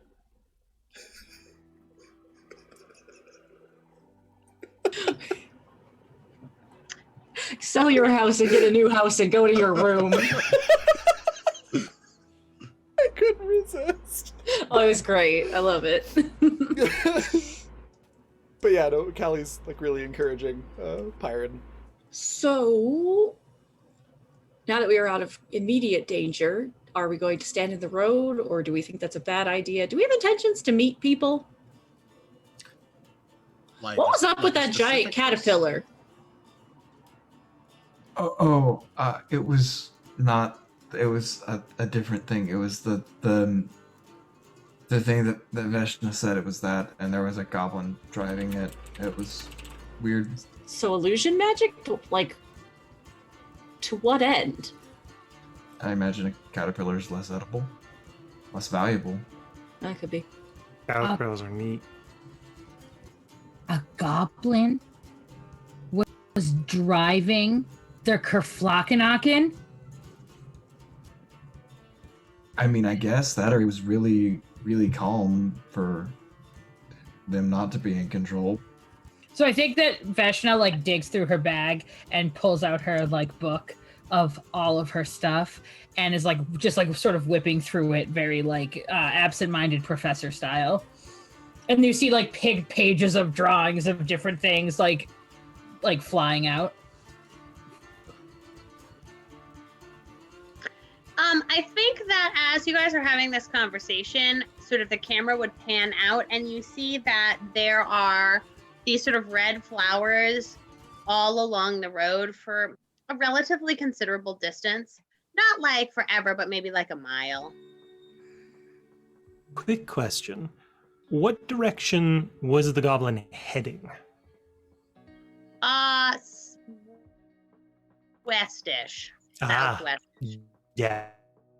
So we want to head. Yeah. We probably want to head northeast. Or you don't know if the road.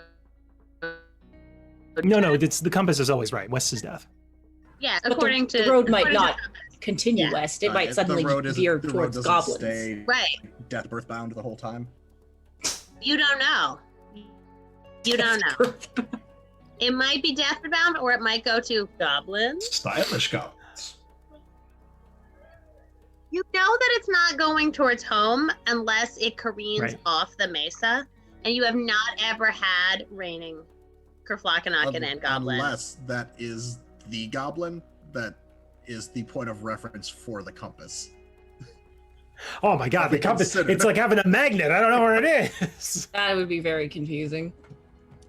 Well, to be fair, the compass says goblins. So unless these are implication of the plural. only 3 goblins that exist in the universe, all in one place. I don't know, maybe that's like a reversal of the polarity of the planet. That seems too coincidental. Hmm. I mean, like, how do they reproduce? Budding. So Plant you in the ground and a deer person makes you. So Sometimes a deer person makes you. there we are. The sticks So and the I think stones. this is sort of like it's not, you can't see as far, but this is sort of like in Labyrinth when she's in the labyrinth at the beginning and she looks both ways and she can't really see what she's supposed to do. And so you are gonna look and see that for your vision, you can see that there are these little red plants or these red bushes, sort of as far as you can see on both sides. Probably- I think Veshna is going to take out one of her extra, like, I don't know, like underskirts or something. And she's going to fashion a, like, face covering, like a handkerchief. No, bandana. There we go. Bandana for everyone. And then, like, so that they can put it over their. Actually, you know what? I think scratch that. I think she's gonna take like the sleeves of something and sort of like make like gaiters for people so that they can cover all of their breathing in holes and maybe walk along the road because they can't go back through the flowers. And then she's gonna get to Fen and be like,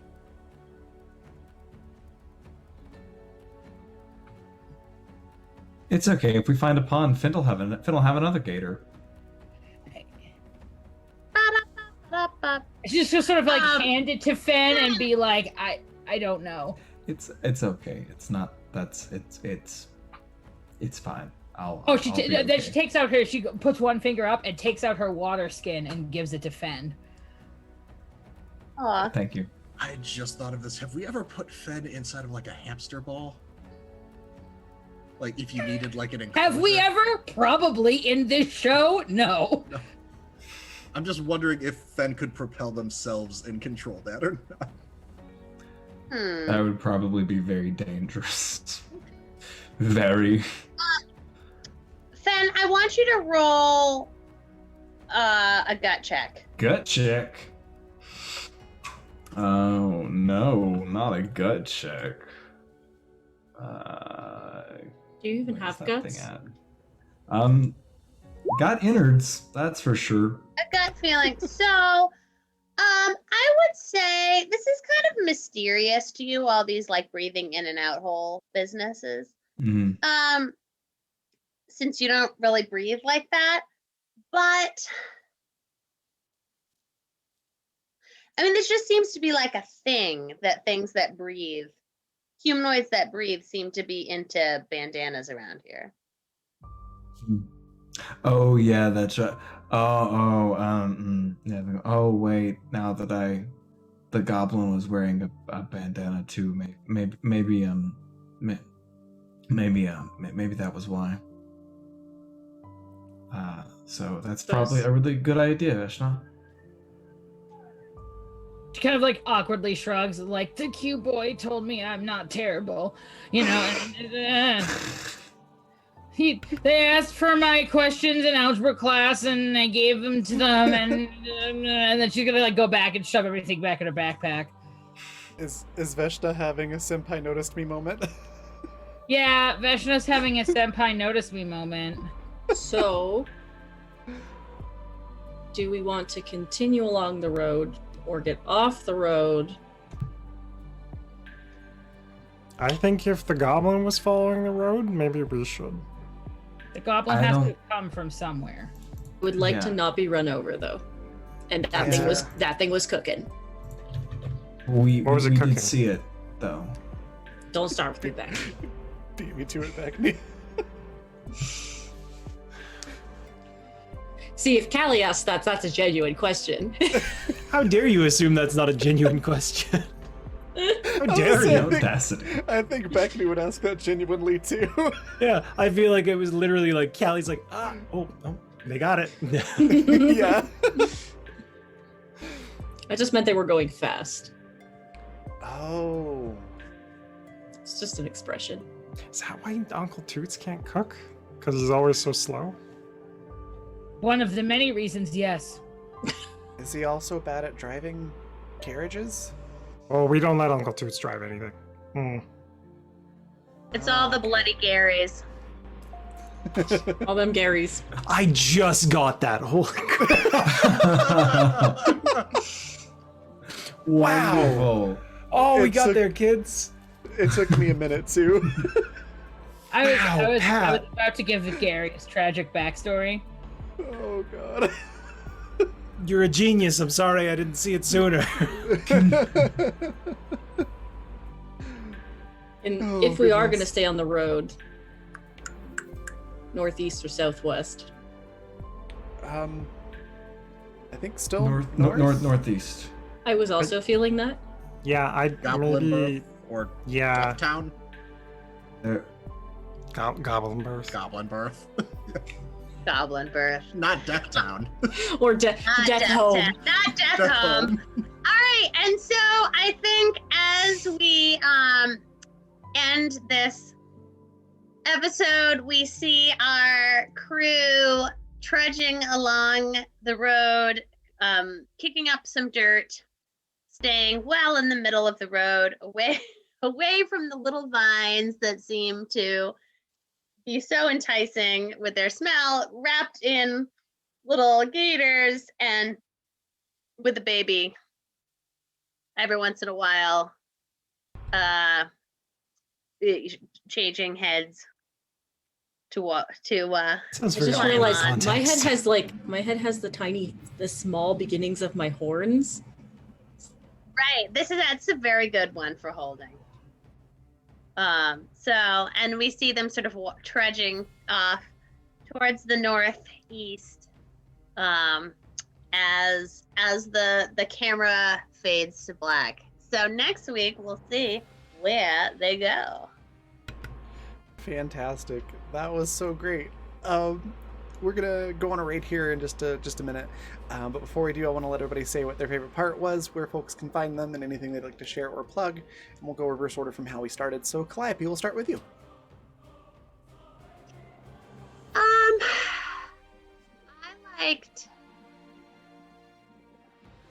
I liked all the parts. I really appreciated the role playing that everybody did with Hope and the babies. I think probably imagining Callie and Beckney with a pack of Lucricata babies, like trying to make them not die and also not get bitten, is probably my favorite part. That was a great part. I'm Calliope.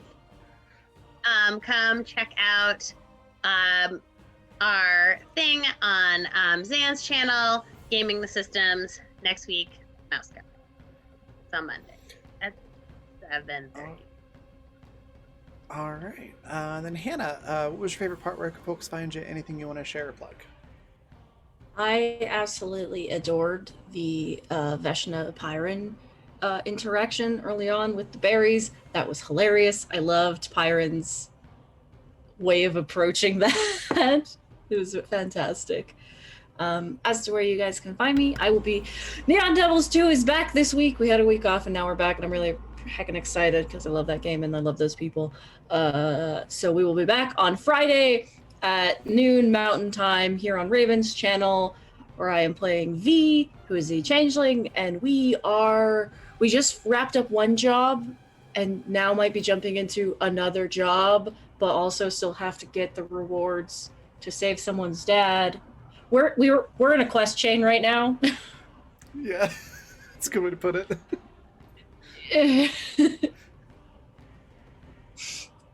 And then I'll be back here next week again. Come back and watch us again for more wholesome but also life-threatening shenanigans. Death Home, Goblin Birth. Awesome. Sorry, Pat. Goblin Birth? Yes. Pat, same questions. I think my favorite bit was just everybody doing their little individual things of what they were looking at in the forest, and all the cool stuff people came up with, like carnivorous plants and little parasite ones killing trees and then walking alongside us, and then screaming at us, and lots of creepy plants this episode. But yeah, besides here Tuesday nights, join us on my channel tomorrow when Zan is going to be running. Oh god, no! I'm forgetting the name. Neon Knights Reunited will be our first movie in our They Came From Beneath the Sea three-peat 3-episode 3-week thing. Yeah, and then catch us Sunday night also on my channel for Ruby Tooth Bay, our Urban Shadows 2nd edition campaign, where I see Historian. Everybody definitely died besides you this week. Everybody just died off. So we'll be re-rolling characters. I love this. I have always wanted to be the last woman standing, and I think the only way that would ever happen is if I just weren't there. Also, you can see the future. That probably helped. Yeah. Yep. I could know that I was gonna die, so I went and officiated a wedding instead.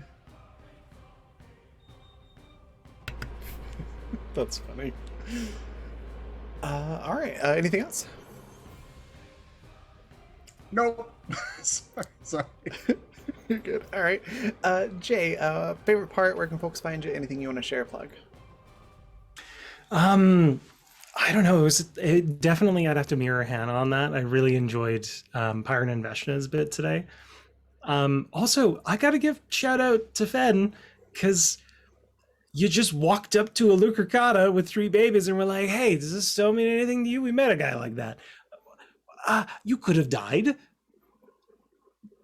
But, you didn't, so kudos. And if you did, then I wouldn't be able to shout out you. So that was wonderful. I think all of us were sitting there like,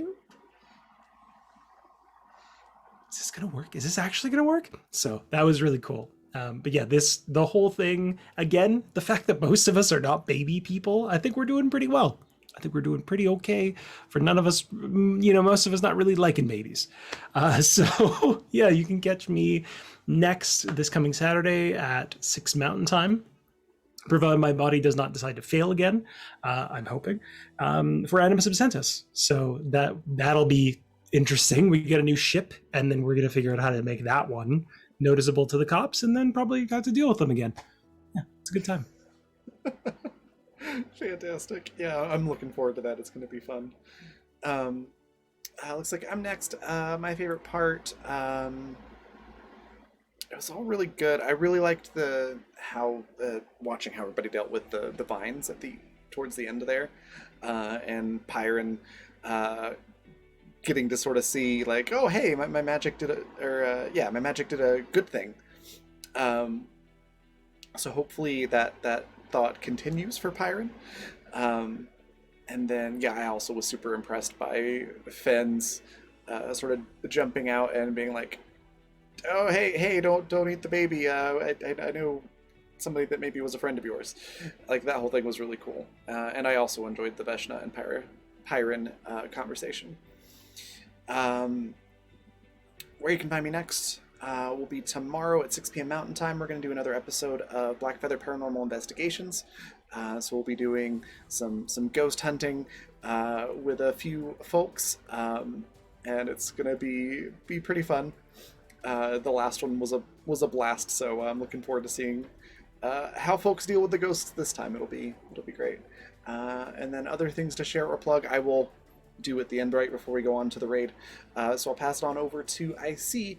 What was your favorite part? Where can folks find you? Anything you want to share or plug? So, the thing that's the best about going last for favorite part is that all of my I don't have to whittle down my short list of favorite parts. I just have to figure out which one hasn't been said. So I think so ditto to everything that has been said so far, but one of the things that I really like, and I think it's because we've been thinking, my brain is engaged in thinking about using tabletop RPGs in an educational setting, is the use of figurative language when Calliope is as role-playing as the Dryads or as the Lucracata, and that it is just off of regular parlance enough that I am confused and uncertain, but it is not so far off that it reads like bad dystopian fiction where you just have like the exposition dump of the vocabulary in the first 3 chapters and you're like, I literally have no idea what you're talking about. And so I think that is a useful tool for me as a role player, because player IC Historian knows more about existing than character Veshna Brevik, but player IC Historian is in the same position as character Veshna Brevik when trying to decipher this method of speech. And that is something that I appreciate as a role player. As for where you can find me, I am here on Tuesdays. I am on a Tactics channel on Sundays for Urban Shadows. I will be on Polished Cryptids channel for our Arium game on Saturday. And That's it? that's it. It's gonna be a great All time. right. Zan, what was your favorite part? Where can folks find you? Anything you want to share or plug? Yeah, I'm Zan. I'm a professional GM and content creator for 5e World of Darkness, powered by the Apocalypse, and a whole bunch of other really great stuff out there. You can find me doing all the things currently at the moment. As has been mentioned before, I'm over on a Tactics channel on Sundays, and starting tomorrow for our 3-shot of Neon Knights Reunited. I am over on my channel with Calliope for the Gaming the Systems, and occasionally IC for on Mondays, and I'm in everything, and I forget everything right when it's my turn to go. Tactics Wednesday and Sunday, Polish Tuesdays and Thursdays here, and on my channel on Mondays, and then occasionally other places wherever I pop up. I think that my favorite part was, I really appreciated it when the weird 2-headed wormy snakes were not a legitimate danger to Finn, because like, what's the harm in electricity going through them, and there's nothing that can, it's not dangerous, it just is. And then to also get the flip side of that, of where, okay, well, actually roots are kind of dangerous, and maybe I shouldn't let myself get drunk by a plant. I really appreciate seeing the things that, like yes, Finn is on this journey with him, but it is still a really different journey for Finn, and there are different dangers and different comforts available that are just like, and it's not bad, it's not wrong, it's just the world looks a little bit different when you're water and not an actual like someone bound to a form. And so I'm really enjoying seeing, like, just as a player, I'm loving to see how Finn interacts with the outside world. It's a really satisfying character. Yeah, I think that's all my ramblings done. I'm sure I'm forgetting something, but oh well. Cue Kermit voice going, "It's not easy being blue," for Finn. Yeah.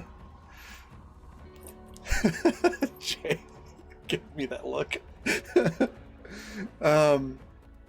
Awesome. So yeah, other things to share or plug was just sponsors. I wanted to go ahead and throw that into chat. Fundamental RPG, which is the system that this game runs on. Blackfeather Paranormal Investigations tomorrow is also running on this, as does Animus. And Welcome to Madison. We got a lot of games on this system this season. You can pick up your copy on Amazon if you want the physical book, or if you want a PDF version, it's currently on sale for half off at coffee.com/Raven, like it says at the bottom of the screen. Also Intrepid Gear, which is adventuring gear for real life, you can find at the same site. And then Die Hard Dice, which are really great dice. I used the D6 from this Fey Queen set tonight for the advantages. It's my very favorite set of dice. They sent this to me recently, and you can pick up your own set at dieharddice.com. If you use the code BlackFeatherJune, all one word, capital B, capital J, you can get 10% off your order. And then if you want to catch up on this show or others on the channel, you can do so at the Fantasy Network at watch.thefantasy.network. And that is everything. We're going to go on a raid. We're going to go raid Bodalia, who's doing some D&D. They're amazing. Follow them if you're not doing so already. And then our raid cry is, "You should not talk to strangers who want to eat you." Feel free to copy that right out of chat, and then I will see you all tomorrow. Bye, everybody.